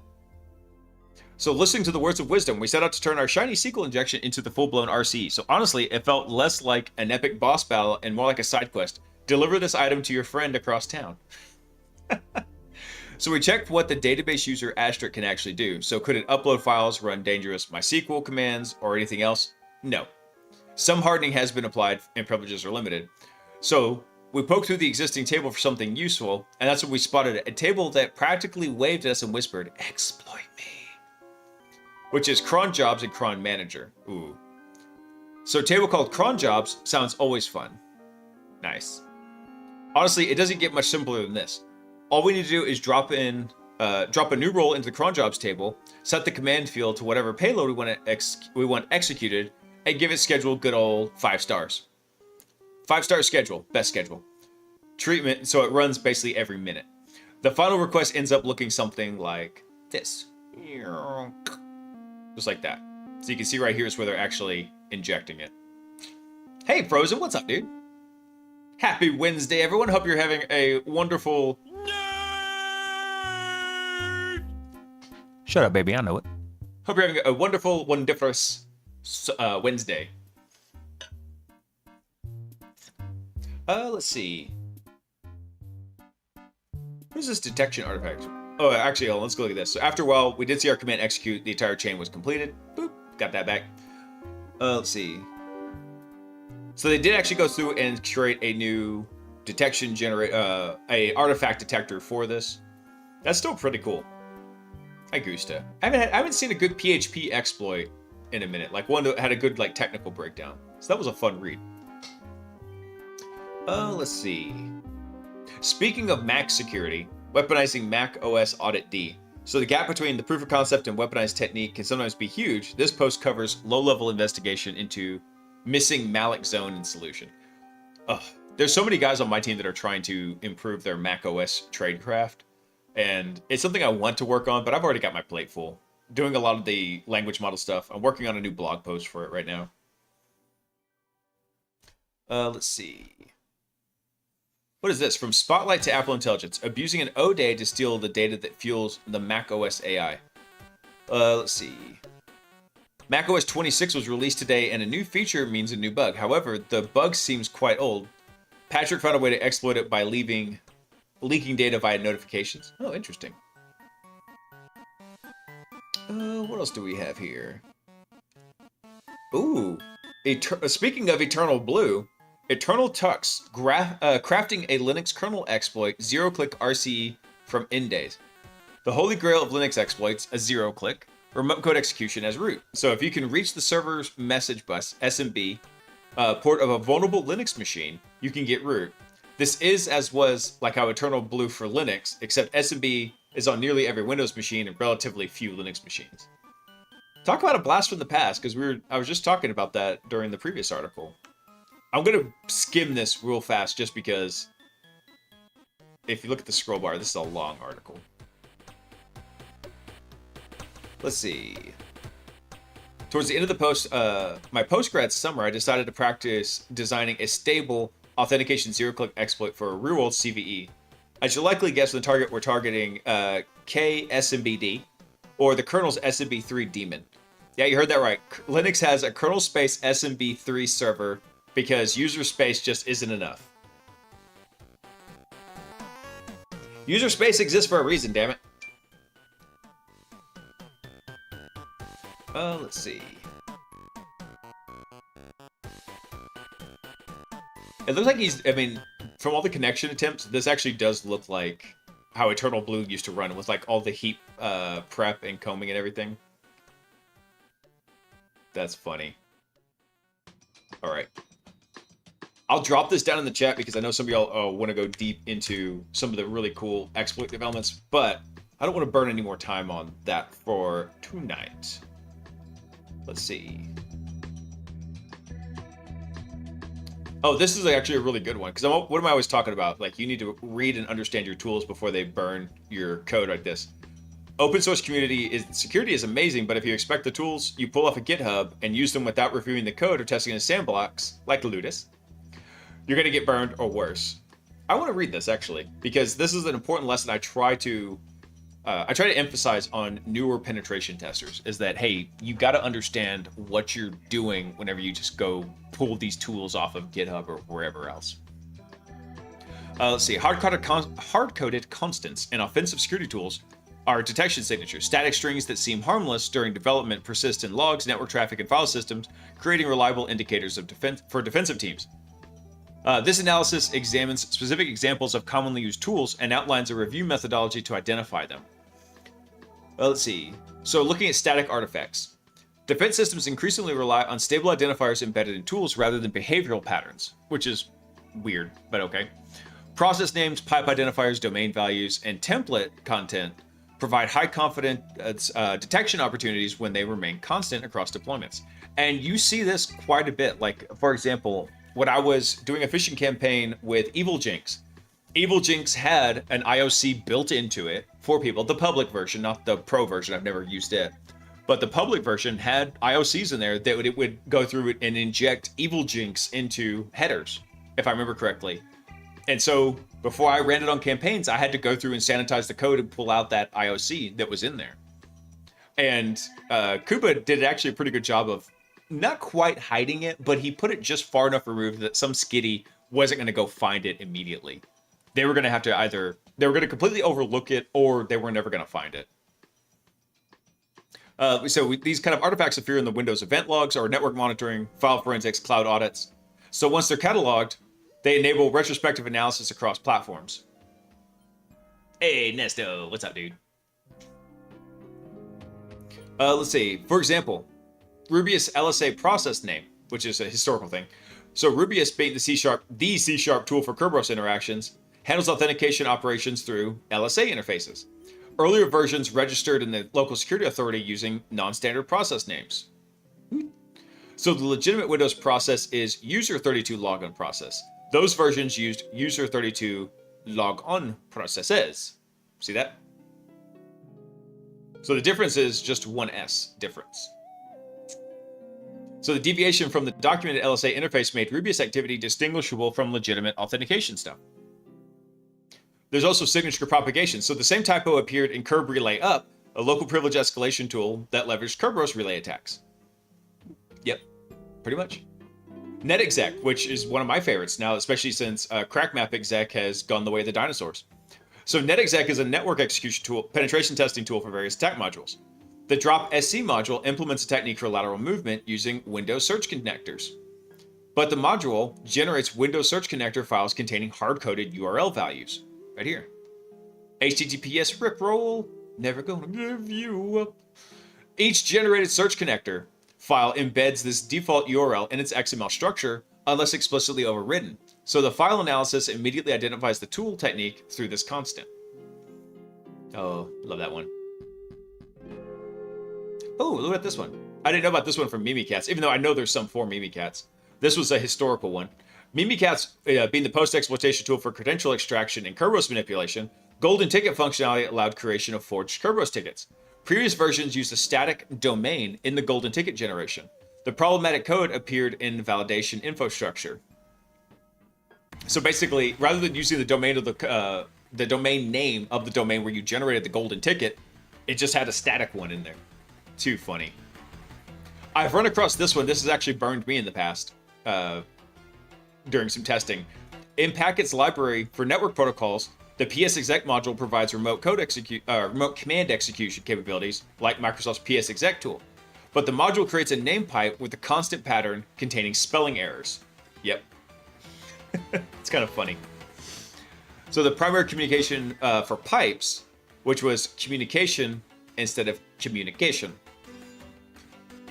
So it's missing an I in there. It had a typo. This identifier appears in the name pipe creation event for SMB traffic, providing a definitive tool attribution.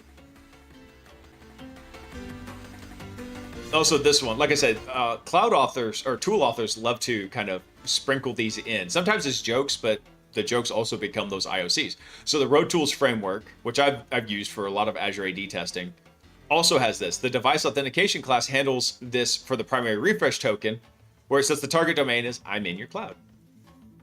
Now the difference here is I've never gotten burned by this, but that's only because this was not used on a red team. I used it on a penetration test. Detection was not an issue. There's another one for AAD internals. Oh, what is this? Juan PE section naming. I'm not familiar with this tool. So Juan is a PE file packer that encrypts executables and stores them in new PE sections. So the tool provides file protection capabilities to avoid static analysis. However, it always names it .Juan or Huan. I don't know how you would pronounce it. So all process executables contain the section name, making them identifiable through the standard PE analysis. Oh, that's funny. Yep. Bonus. When the hunters become the hunted. Oh, actually, what was this? So while searching for GitHub POCs, I encountered several malicious repositories targeting security researchers through weaponized project files. So the attackers exploit the fact that researchers routinely download and examine untrusted code. No, I never trust proof of concept code. And the reason for that is because I had a buddy that would routinely put out legitimate proof of concepts for exploits, but at the end of the POC, he would put an RMRF command and just start wiping people's machines whenever they ran it. So it would work. The proof of concept would work. However, there was an unintended feature of completely wiping your computer. Hey Ford, what's up, man? Pretty sure the Impacket PSExec binary will also get flagged. Oh yeah, it'll get flagged like nobody's business. Absolutely. Let's see. So the variant I observed was a malicious VB project file with MS-Build pre-build events that executed automatically when the project loaded into Visual Studio. So the kill chain was the researcher downloads the proof of concept, opens the Visual Studio project, MS-Build executes that automatically, and the VB script drops and run as an AES encrypted PowerShell. RIP. Oh, that's funny. What to inspect in the source code? Everything. Inspect everything. Everything. But like I said, I like to cover stuff like this because a lot of people trying to come into offensive security don't necessarily know that this is an issue. You do want to be aware of these kind of indicators that can go through and burn up your repository. Or burn up your entire operation, I mean. Oh, let's see here. That's funny. Ooh, I do want to cover this too. Tiberius made a video on this, and he's got some more information because he actually was interviewing John Hammond, who works at Huntress. But I do want to go through this tool real fast. However, I need to run to the bathroom, so guys, I'll be right back.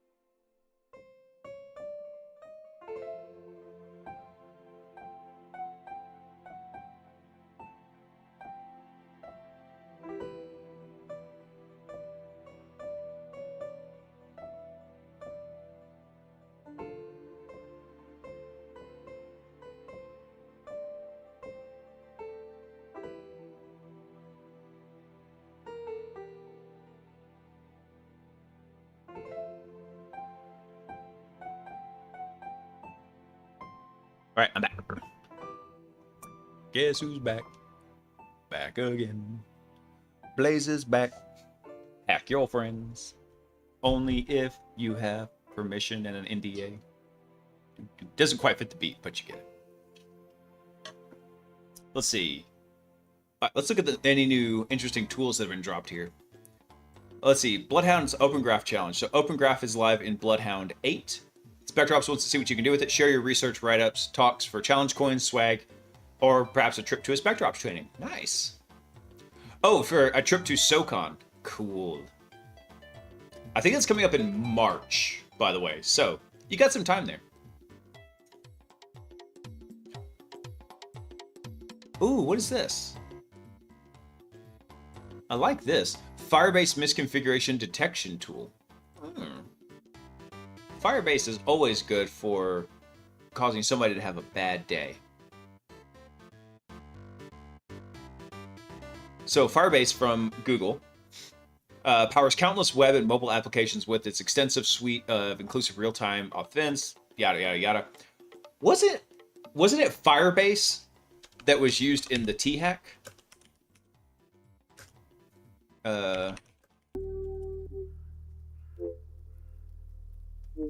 I'm pretty sure it was. Yep, that's what it was. So in that massive T compromise, it was Firebase. Yeah. Good old Firebase. All your Firebase are belong to us. Let's see. So automated scanning for read, write, and delete access, credential-aware access simulation, correlation engine. Powerful module to determine whether Firebase instance is likely associated with your target, accepts inputs like subdomains, acquisitions, team members, things like that. You're right, it was not, that's why I almost said hack, but I meant breach, because, yeah, there was no hack, it was, they just read a database.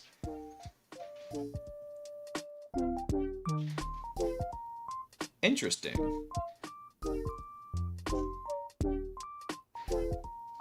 So what else can you do with it? So you have a config YAML that you can use. You got a template HTML used to generate the HTML report for what it sees in here.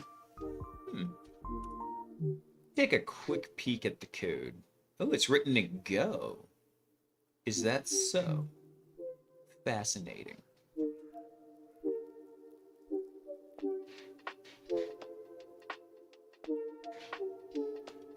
So there's our run commands. Look at the Go mod real fast. What are we using in here? Using a lot of stuff.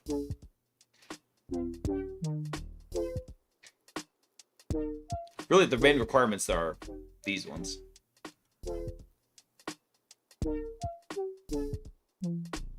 These are utilities Go. Interesting. I'll have to go look at. I'll have to go dig into this a little bit deeper, but it's cool to know that that exists.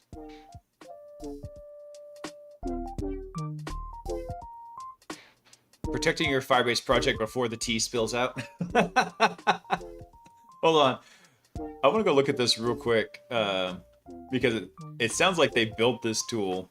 I'm not familiar. So this is from an outfit called Red Hunt, but I'm not familiar with them. Red Hunt Labs. Yeah, and here they talk about the tea getting spilled right here. So the storage bucket, direct messages.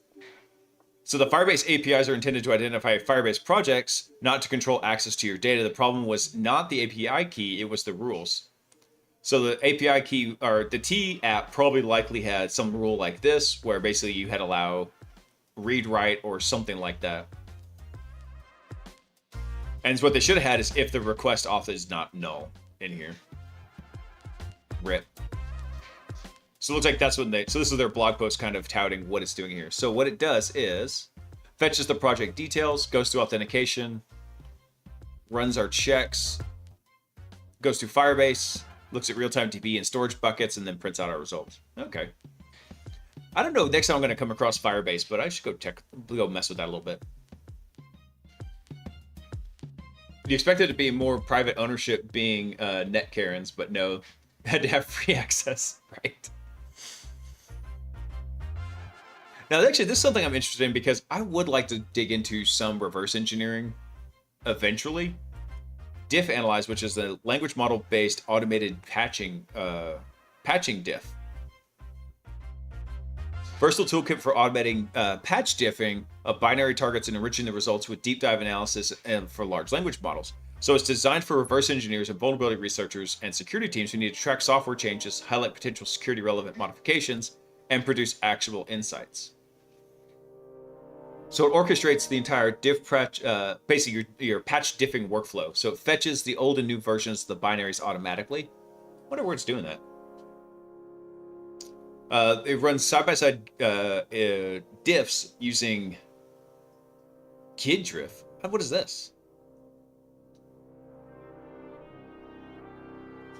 Ghidra binary diffing engine. Oh, okay. Nice. Well, let's see. It analyzes the results using a language model pipeline with structured scoring and several levels. Archives every run for reproducibility and auditing. Cool. Interesting. I'm always curious about this. I want to go take a look at real fast at their prompts.yaml in the utils. Let's see. What do we have for prompts? Let's see. So the name of this is the per document analysis. System, you're a senior security researcher and reverse engineer. And then we've got all the user stuff in here. So you provided a diff patch with the view side-by-side table, including all the changes. Left is old, new is right. Your task is to analyze exclusively for security relevant changes, bringing the whole picture together. Steps to take. Do a snapshot, do a diff triage, classifications, closed vulnerabilities, list specifically what was exploitable and how it was mitigated. In particular, check whether you can actually be exploited in practice. Interesting. Remaining or new risk, a conclusion, and then here's style guidelines. That's interesting. I've never thought about putting style guidelines into the prompts before, which is why I wanted to go take a look at this. I thought it'd be interesting to look at. Now, what I'm curious about is, I wonder where they're actually pulling these in from. Final synthesis and evaluation. System, you are a strict JSON generator. That's funny. All right. Enough of that. That actually looks pretty cool. I'm gonna bookmark this one. Oh, I'm not logged in. Damn it. All right, I'll do it later. Let's see. Python-based GUI for browsing LDAP. I think I saw this one.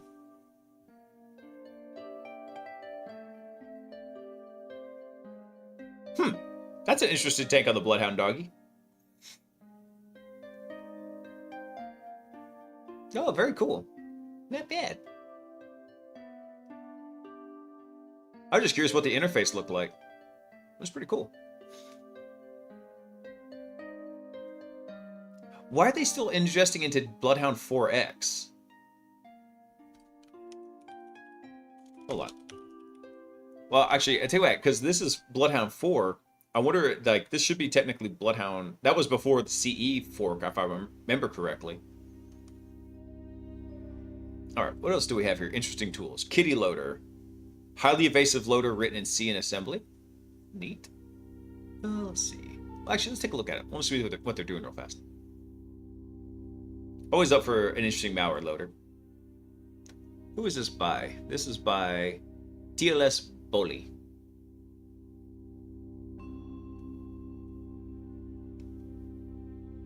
Offensive security at Fortinet, 16 years old.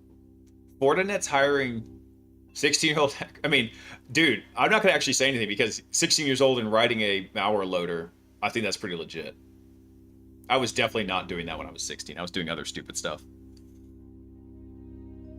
Let's see. Hijacks early execution by replacing the C runtime entry point. Ooh. Let's see. Hides all the modules by walking the PEB.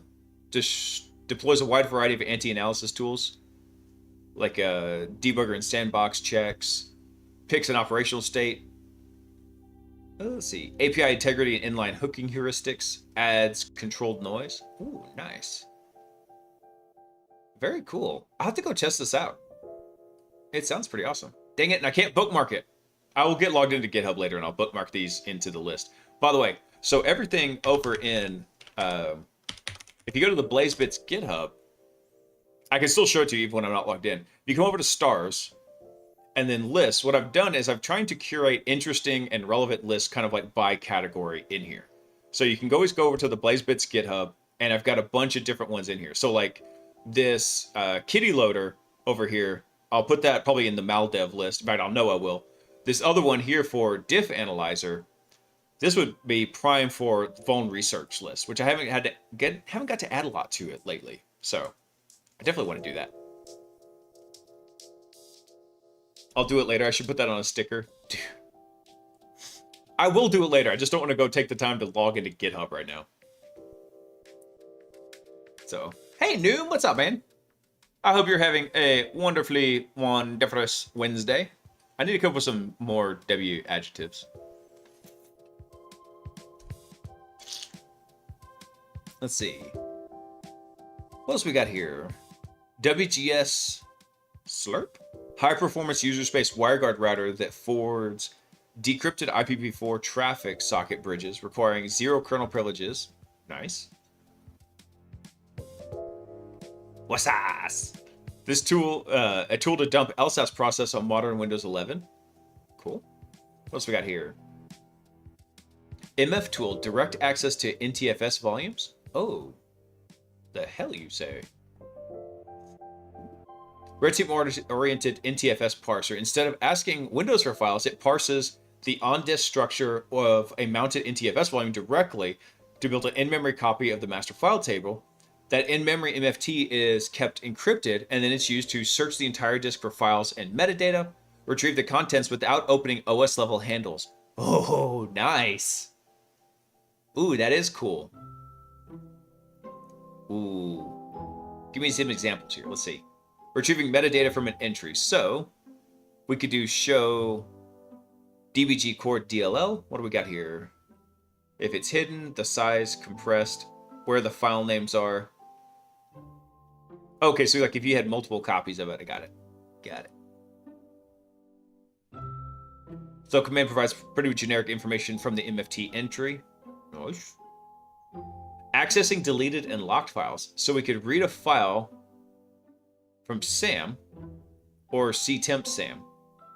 Oh no, this was where the output is. So you could write the output to Sam. Oh, very nice. Reading locked files is cool. I do like that idea. Directory listings and regex searches. So this, unfortunately, looks like it's interactive. So you'd have to have an interactive look at it. But this is actually pretty cool. What are some of the known structures? Because the main thing that's got me interested about this is right up here, this claim that I really want to go check out. Retrieving the file contents without opening the OS level file handle. So there's probably other indicators that happen with this, but that's really cool. I like that. Dang it, I gotta bookmark this one too. I like the idea of this one. Oh, it's written in Rust. Ugh. Oh, frickin' Rust. Ugh. Rust.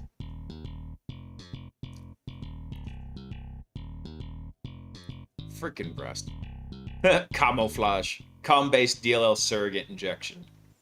I always do like some COM DLL injection. Yeah, I know, right? Rust. Oh. Let's see. Paper analyzes sophisticated injection techniques leveraging the component object model and DLL surrogate processes for stealthy execution. So, unlike a traditional COM hijack, which focuses primarily on persistence, this technique exploits the surrogate hosting capabilities to achieve process injection with several operational advantages, including parent process masquerading and reduced detection footprint. Hey, Range, what's up, brother? We already established you're rusty and pitch pay. I know, right? Oh, let's see. Process tree masquerading. So when a malicious COM object is instantiated, Windows automatically launches DLL host as a surrogate process that creates a deceptive process tree. Ooh. Ooh, nice. I gotta send this to one of my buddies who's a malware developer, because he'll like this. building a project about SSH logins because there's so many honeypots for SSH. I know, right? I'll tell you a funny story. So one of the first like domain takeovers I did was I was in this company and I found some credentials to their SolarWinds system, but they were low-level credentials. I couldn't get admin privileges, but I had permission to do some stuff on there. And one of the things I could do was I could tell it to go add a new computer to SolarWinds for monitoring. So SolarWinds keeps a copy of credentials that you can use and tell it, oh, by the way, here's the credentials you use to go authenticate to a system. And they were Windows credentials. However, SolarWinds also supports logging in over SSH to go do that deployment. So what I did on my local laptop, because I was just plugged directly into their network, is I spun up a backdoored copy of SSH. I ran that on the system, and that backdoored copy just kept a list of all the username and passwords that the machine sent. So then, even though these were all Windows credentials, I just kept telling SolarWinds, I went down the list of credentials. I'm like, go try to log into this system with SSH using them. Bop, bop, bop, bop, bop, bop, bop. Got a whole long list of credentials, and one of those was a domain admin. It was so fun.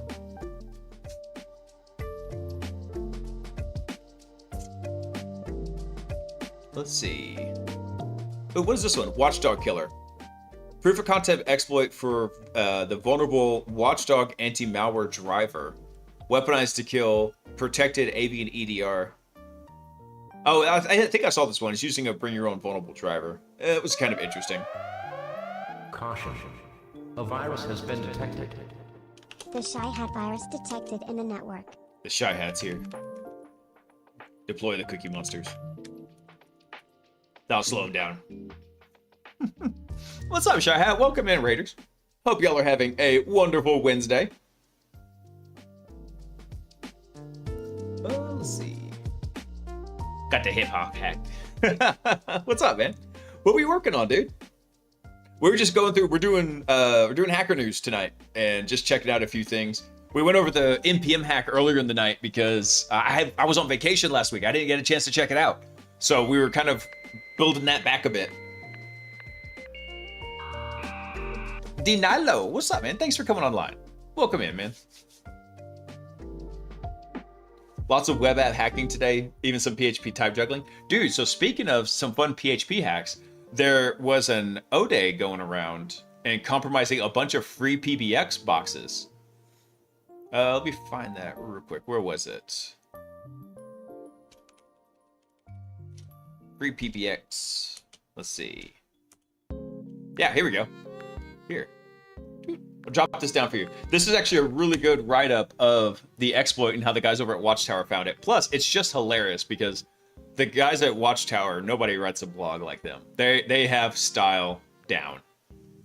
I really enjoyed it. And so, since you're down with the PHP, this was an issue with the free PHP, the way it was handling authentication and calls to various modules inside free PBX. And basically, it was a SQL injection to an RCE, which is always awesome. So, I love that. By the way, everybody who just came in, what's up? My name is Blaise. I am just a computer nerd. I've been a penetration tester for, what year is it? 7 years now. And I've been in IT for like 15 years, breaking stuff since the second grade, literally, and just having a fun time with it. So tonight we're doing, like I said, a little bit of hacker news, kind of checking it out. I think we're just about coming to the end here. Let's see. Wait, what is this? Lutlaw, living under the land on Linux. Ooh. Okay, I do want to check this one out. My mouse wheel's going crazy. It keeps wanting to scroll. This is a material for a talk, so the code isn't particularly useful as is, maybe useful as a reference. Ah, come on, man. Where was the talk? Hi, Mom. Oh, that. Got it. Go away. Let's see. What was the idea here? Disclaimers. Simple shell discourse on deconstruction of the Linux operations into a collection related, and then hacks. I wish there was a copy of the actual talk in here. Damn, there's 300 slides in this. Holy crap. It's a lot. All right, unfortunately, I'm not going to be able to run through this today, but Sounds interesting. We type things, target does things. Nice. Hold on. Things which aren't quite hacking yet. Philosophical rambling. All right. I want to take a look at this. I'll have to go see if I can find a copy of the talk because it looks interesting.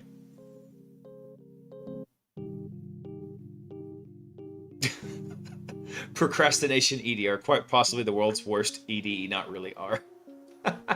Awesome. All right, Hat. No problem, man. Go do your thing. I know exactly how it is at the end of the stream, man. Thanks for stopping in, though, brother. Appreciate it. I want to check this out, but also, the code snippets by themselves aren't usually particularly useful. Let's see. What else do we got here for other particular interesting news?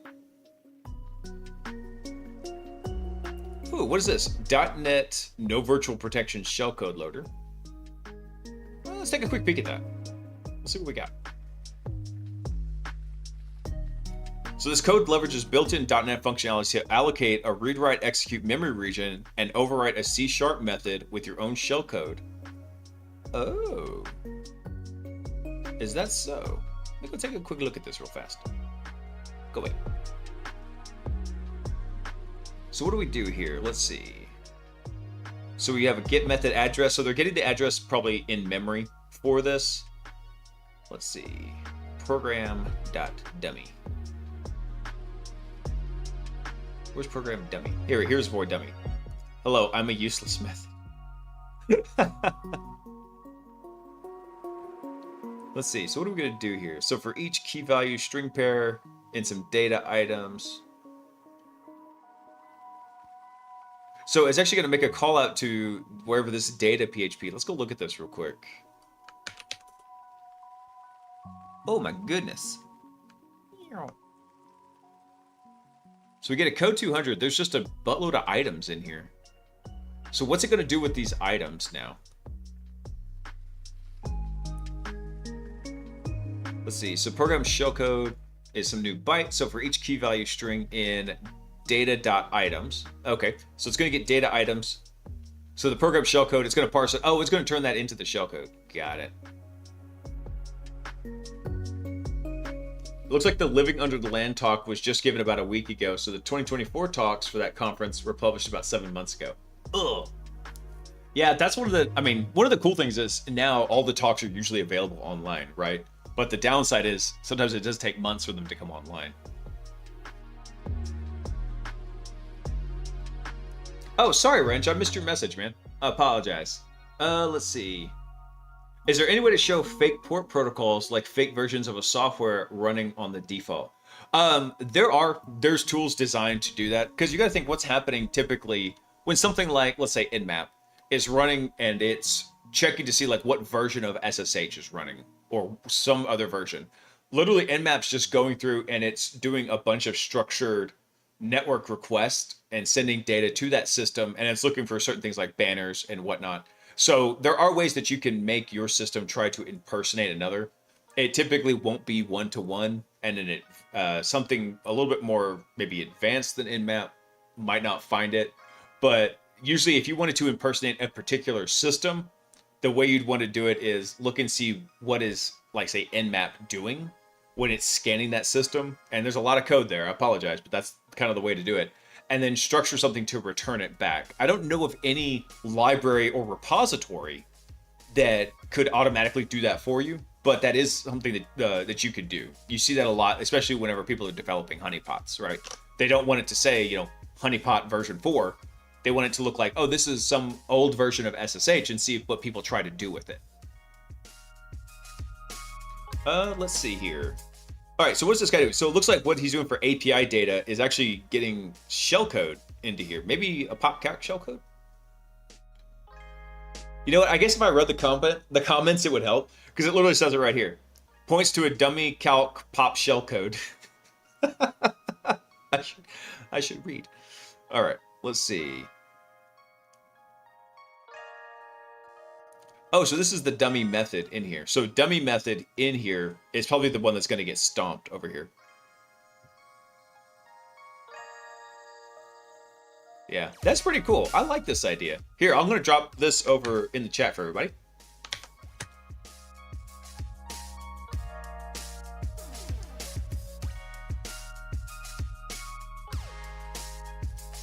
Isn't that in the code of conduct in the events? Like they keep the videos of talks for a certain time to get people interested to come to the actual event and pay tickets? Probably.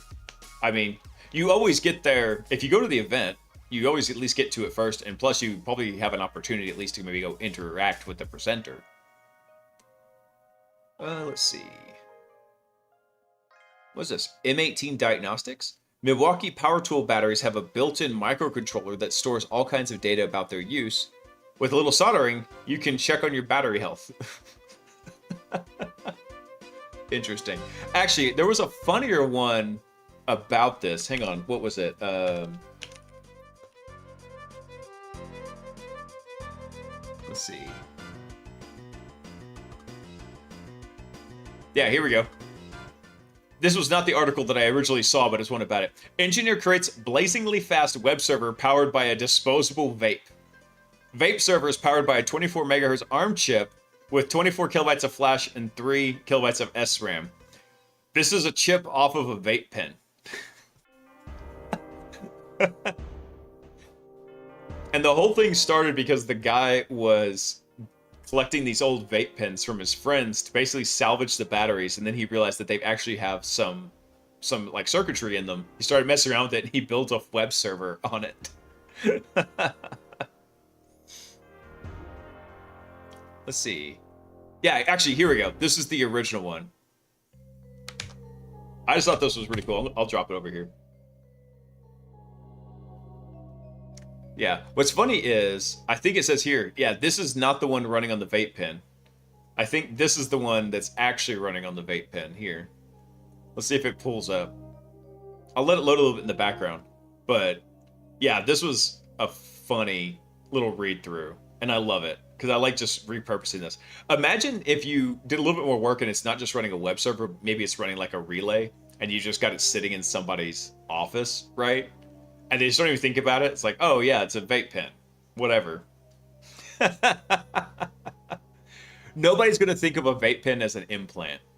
That's why I like this. This is awesome. Unfortunately, I think the web server probably got hugged to death because it's not responding. But can it run Doom? Probably. I mean, they've got Doom run. There was one guy, he got Doom running in Excel. So I wouldn't be surprised. Let's see. What else we got here? What is Finch? Fingerprint-aware TLS reverse proxy. Use Finch to outspark bad traffic. Collect client fingerprints and act on them. Nice. You okay, Peaches? You're okay. Sure. Let's see. What else we got here? RustNet. Cross-platform network monitoring UI in Rust. Rust. Oh, what is this? Early exception handling. Let's screw this in here a bit. So vectored exception handlers have been used to and abused for various communities and malware authors to intercept and manipulate program execution.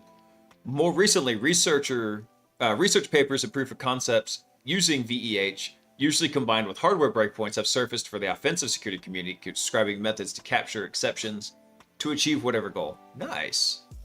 Very cool. I do want to... man. I wish... So one thing that I did... So in the past, it was around 2010 or 2011. It must have been 2010, actually. I actually went through and took the OSCP. Back before it was pen testing with Kali, this was when it was pen testing with Backtrack. So this was a minute ago, right? And in there, I actually started going really deep into like binary exploit development and building on it. And then eventually I had to stop because I was in college at the time. I went through with it. But anyway, I really wish I hadn't stopped because I really liked it. And doing exception handler overrides and exploits was like kind of where I stopped. That was like my peak. I would have liked to have seen this.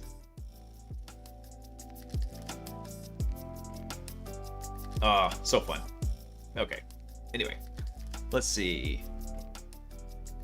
Oh, what's funny is there's the disposable vape pen story right there. I didn't even see it listed in here. Too fun. Too good. Let's see. Typo squat detective.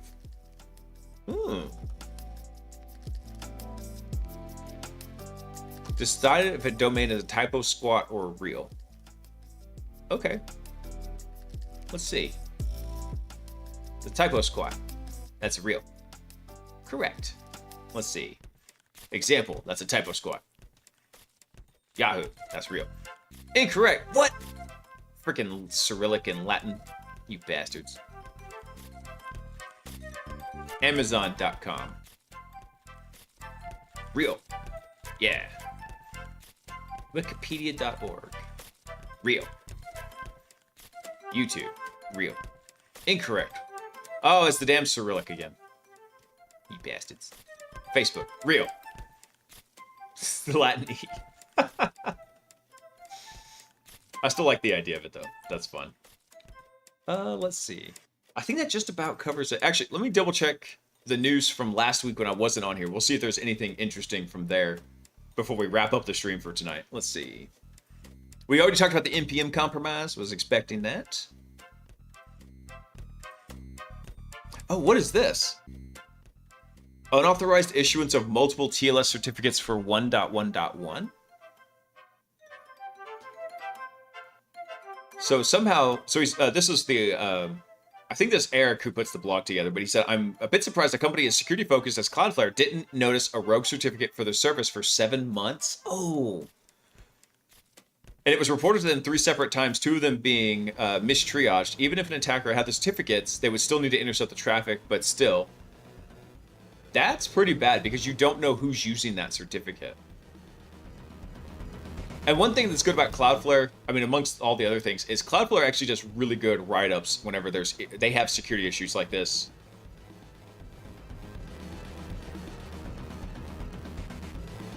What's the site? Oh, sure. So this is the Bad Sector Labs blog. And actually, it publishes on Mondays. Occasionally, it will publish on a Tuesday. But I do like... But I recently, that's why I used to do the news streams on Tuesday night. However, I have a new obligation that's coming up on Tuesday nights. So that's why we're switching it to Wednesdays, starting this week. Yeah, no problem, Mitch. I got you, man. It is a great blog. I like it. And plus, it's put on by the guys that wrote Ludus, Bad Sector Labs. And I love Ludus. All right, let's look at this real quick. How did Cloudflare even miss this?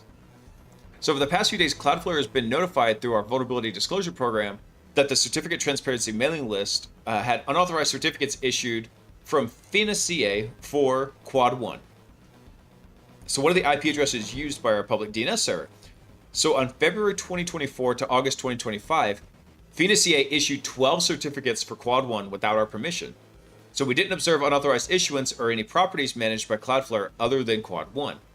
So we have no evidence that bad actors took advantage of this error to impersonate Cloudflare's public DNS resolver. An attacker would not only require an unauthorized certificate and its corresponding private key, but attackers using this would also need to trust FINA-CA. Furthermore, traffic between the client and Quad 1s would have to be intercepted. Yeah, pretty much the only time some of these certificates are useful is if you're doing a man-in-the-middle attack. So while the unauthorized issuance is unacceptable lapse in the security of FINA, we should have caught the response and responded to it earlier. So after speaking to FINA, it appears they'd issued these certificates for the purposes of internal testing. Bro, no. No. That's bull. That is bull. No CA should be issuing certificates for domains and IP addresses without checking control. At present, all certificates have been revoked, and we're awaiting a full post-mortem from FINA.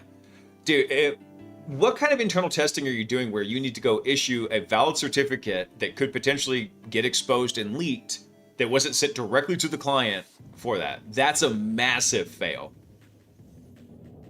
So while we regret this situation, we believe that it's a useful opportunity to walk through how trust works on the internet between networks and ourselves, destinations like Quad 1, CAs like FINA, and whatnot. Okay, I'm not going to go through all this, but essentially what happens here is whenever you send a DNS query to something like example.com, you go to Resolver, it tells you where the IP address is, right? So what happens is the IP address and the domain get matched up. The certificates can match either IP addresses or domains, or like a wildcard domain where it says it matches all the subdomains in here. So by matching one for Quad 1, it matched all of the 1.1.1.1s in there. So essentially, though, if eventually you want to get in the middle here, you wouldn't have to necessarily be in the resolver, but you'd have to be in here too. In this case, it looks like they're also using that for TLS DNS resolution in here. Internal testing deploys tactical nuke on site. I know, right? Let's see if they mention anything else about this. Let's see. I mean, there's been entire situations where CAs have been hacked, like the Dutch CA Digit Notor, and there's been other ones where lots of other CAs have been compromised and those false certificates have been issued. Let's see. Actually, this is the part I'm really interested in. So our immediate concern was that someone had used this maliciously certificate to impersonate Quad 1. Such an attack would need an attacker would have to get the rogue certificate and the private key. The attacked clients would need to trust FINA, which I don't know how prominent they are as a CA, so that's kind of up in the air. But also, the traffic between the client and Quad 1 would have to be intercepted. So they'd have to have some way to route the traffic to themselves. That's this actually probably I'll say actually getting the key is the hardest part. But then finding some way to intercept it, you're usually restricted to being like on the local network for something like that. Especially if this was going directly to Quad 1, as opposed to going to like a DNS name. Right. If it's going to a DNS name, it'd be even worse. Let's see. So we know that the certificate was issued without Cloudflare's involvement. We must assume the corresponding private keys exist, which is not under Cloudflare's control.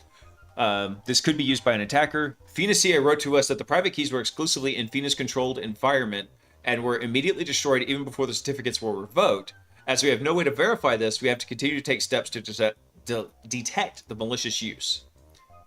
Some of the CAs, some clients trust FINA CA. This includes Microsoft's root store, so basically everything in Windows. The EU Trust Service Provider. We excluded some clients, such as Mozilla or Chrome. These users cannot be affected with these default settings. Okay, well that's good. Let's see. Finally, we launched an investigation into the possible interception between the users and Quad 1. The first way we could do this happens when the attacker is on path and the client requests. So such a man-in-the-middle attack is likely to be invisible to us. Clients will get a response from their on-path middle box and have no reliable way to tell it. It's really hard to detect those. Oh, it's so bad. What if you're a top-level provider? I'm thinking certain countries would be interested if you can route traffic through their switches. Oh, definitely. And if you think that a lot of the telcos don't have trusted certificates that they could implant into some kind of man-in-the-middle as part of your telecommunications, yeah, you'd get in for a surprise. The other side to that is also that we now have certificate pinning for a lot of systems, which says, hey, by the way, this certificate has to be the one used for this. All right.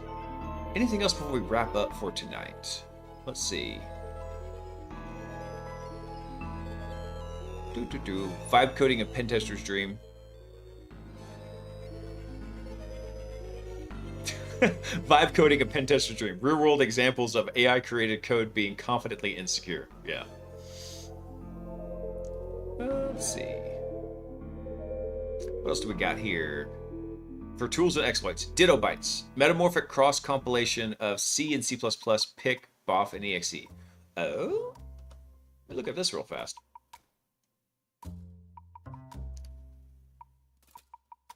Dang it, what is it that said, Vibe, I think it was Linus who said vibe coding stands for very ineffective but entertaining or something like that. What vibe coding means. Let's see. Ditto. So what does this do? Ditto Bytes compiles your C code into position-independent code for Windows, Mac OS, and Linux. Nice. Features a metamorphic engine that ensures each compilation produces a unique functional shellcode. Does not rely on the classic decrypt stub. Oh, that's pretty cool. Does not require reflective loaders such as Donut or SRDI and can compile your C code directly. Ooh. I want to test this. But I'm not logged in, so I can't bookmark it.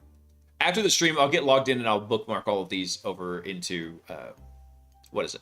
onto the GitHub list.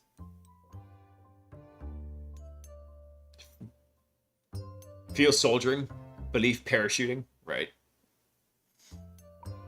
Let's see, what else we got here? Sneaky remap. See, go, cloak for visibility of shared objects. Okay. Campfire is a web-based chat application, formerly a $299 product by Basecamp. What is this? I've never heard of this.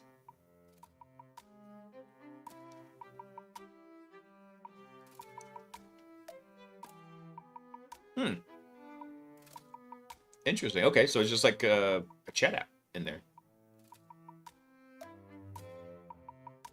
Let's see, what else we got here? Killer PID buff. Kill a process by specifying its PID. Okay. Meet C2. Ooh. Framework for using Google Calendar APIs. Nice.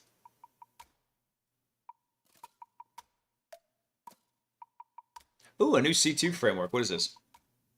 Orsted C2. Always like to keep apprised of what's out there in our good old C2 environment. Who is the author of this? Adam. A fella from France. I'm not going to hold that against him. C2 framework created for educational purposes. Let's see. Creates Orsted beacons that communicate with each other, and then the main Orsted server. Operator can interact with the beacons using the client. Okay. So he runs server. What's he run over here? Let me see.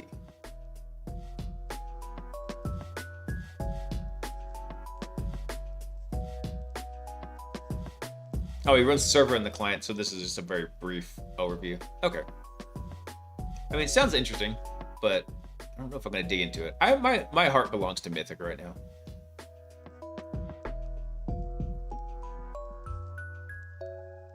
Oh, what is this? Plex security incident. What happened to Plex? Let's go see. Oh, I can't. I apologize for this. I'm going to have to turn off Dark Reader. Ah, it's not so bad. A little bit. Let's see. We've recently experienced a security incident that would potentially involve your Plex account information. Let's see. We believe the actual impact of the incident is limited. However, actions required to ensure your account remains secure. Unauthorized third-party access is limited. Accessed a limited subset of customer data in our database. We took quick action. Yada yada yada. Any account passwords that may have been accessed were securely hashed in accordance with best practices, meaning they cannot be read by a third party. Out of abundance of caution, we recommend you reset your password. Yeah. So you have to remember, just because they have hashed it and even probably maybe used like a strong hashing algorithm, doesn't mean it doesn't prevent like offline brute forcing of that hash, where basically you just make billions of guesses. You run them through the hashing algorithm because they're all very well known. The salts are stored with the hash because you need them there. So you can go through and recompute it. It just slows down the attacker. At least they were salted. Yeah, Mythic. Dude, once we finished up the exploitation agent and get it to, and it's getting close, dude. It's getting so close. Once we can get the exploitation agent wrapped up, I'm going to have Cody, who's the creator of Mythic C2, back on. Maybe we'll try to do that during the daytime if we can. Give people like some extra time to be on and talk about like how we're going to plan out that portion of it. I mean, and I say we, I mean, I'm going to be the one doing it, but Cody, obviously, he wrote Mythic, so he knows kind of what the best way is once we talk about, hey, this is the path we want to take with it. I'm looking forward to that. He's an awesome dude. Let's see. So what we've done, so they said they addressed how the third party gained access. We're undergoing additional reviews, yada, yada. Additional measures, you can turn on 2FA. Okay, nothing right there. But actually, I want to look at something real fast. So that pretty much brings us to the end of the news, but what's Jellyfin? I haven't heard of Jellyfin. Volunteer-built media solution that puts you in control of your media, stream to any device from your own server with no strings attached. Interesting.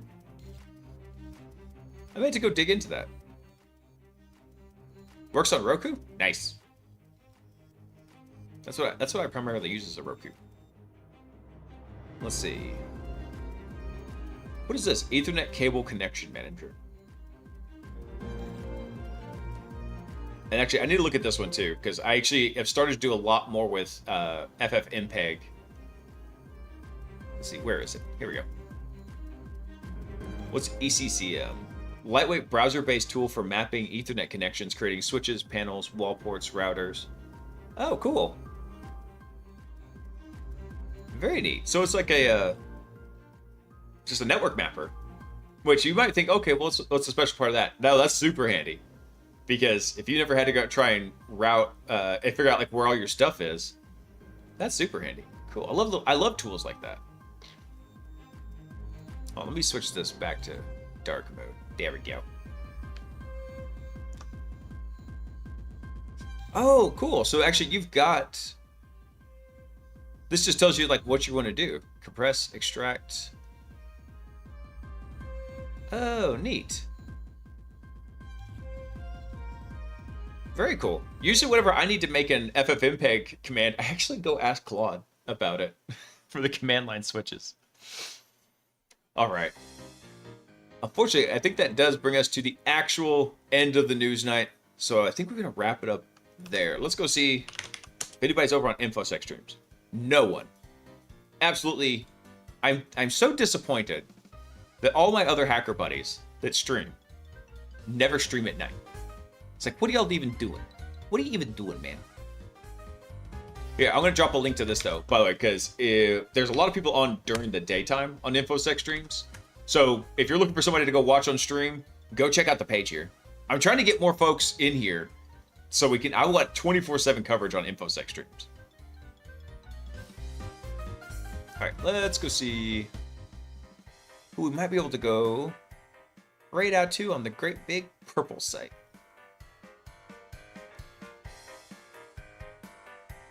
Let's see.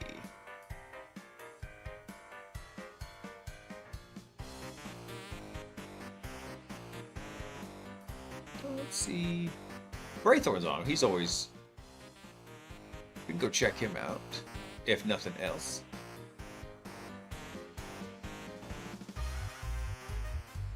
Oh, Computer Booter's also on. Nice. Let's see.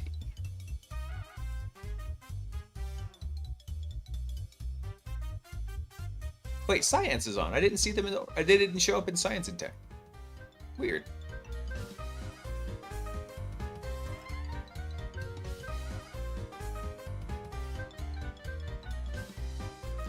Let's see. Yeah. I tell you what, let's go right over to Computer Booter. Because he's always doing fun stuff. What's he working on right now? Yeah, we'll go right over to him. Alright guys. Unfortunately, that's where we're gonna wrap it up for tonight. Yep. Wolf, you have a great night, man. Everyone, you'll have a fantastic rest of your week. The week is not over. This is not a week for the weak. This is a week for the strong, and you guys are strong. I have faith in you. Continue to crush it. Keep going. The finish line is not here yet. You can do it. I have 100% faith in you. And everyone, thank you so much for coming in and chatting and looking at the interesting news. The NPM hack was bigger than I thought and different. I thought that was an extension of the first one, but looks like they're a little bit separate. Shai Halud has awoken. Very interesting stuff. Everyone, take care. I hope you'll have a fantastic rest of your week, a wonderful rest of your week. And I want y'all to remember one very important thing, and that is, I love you. Peace.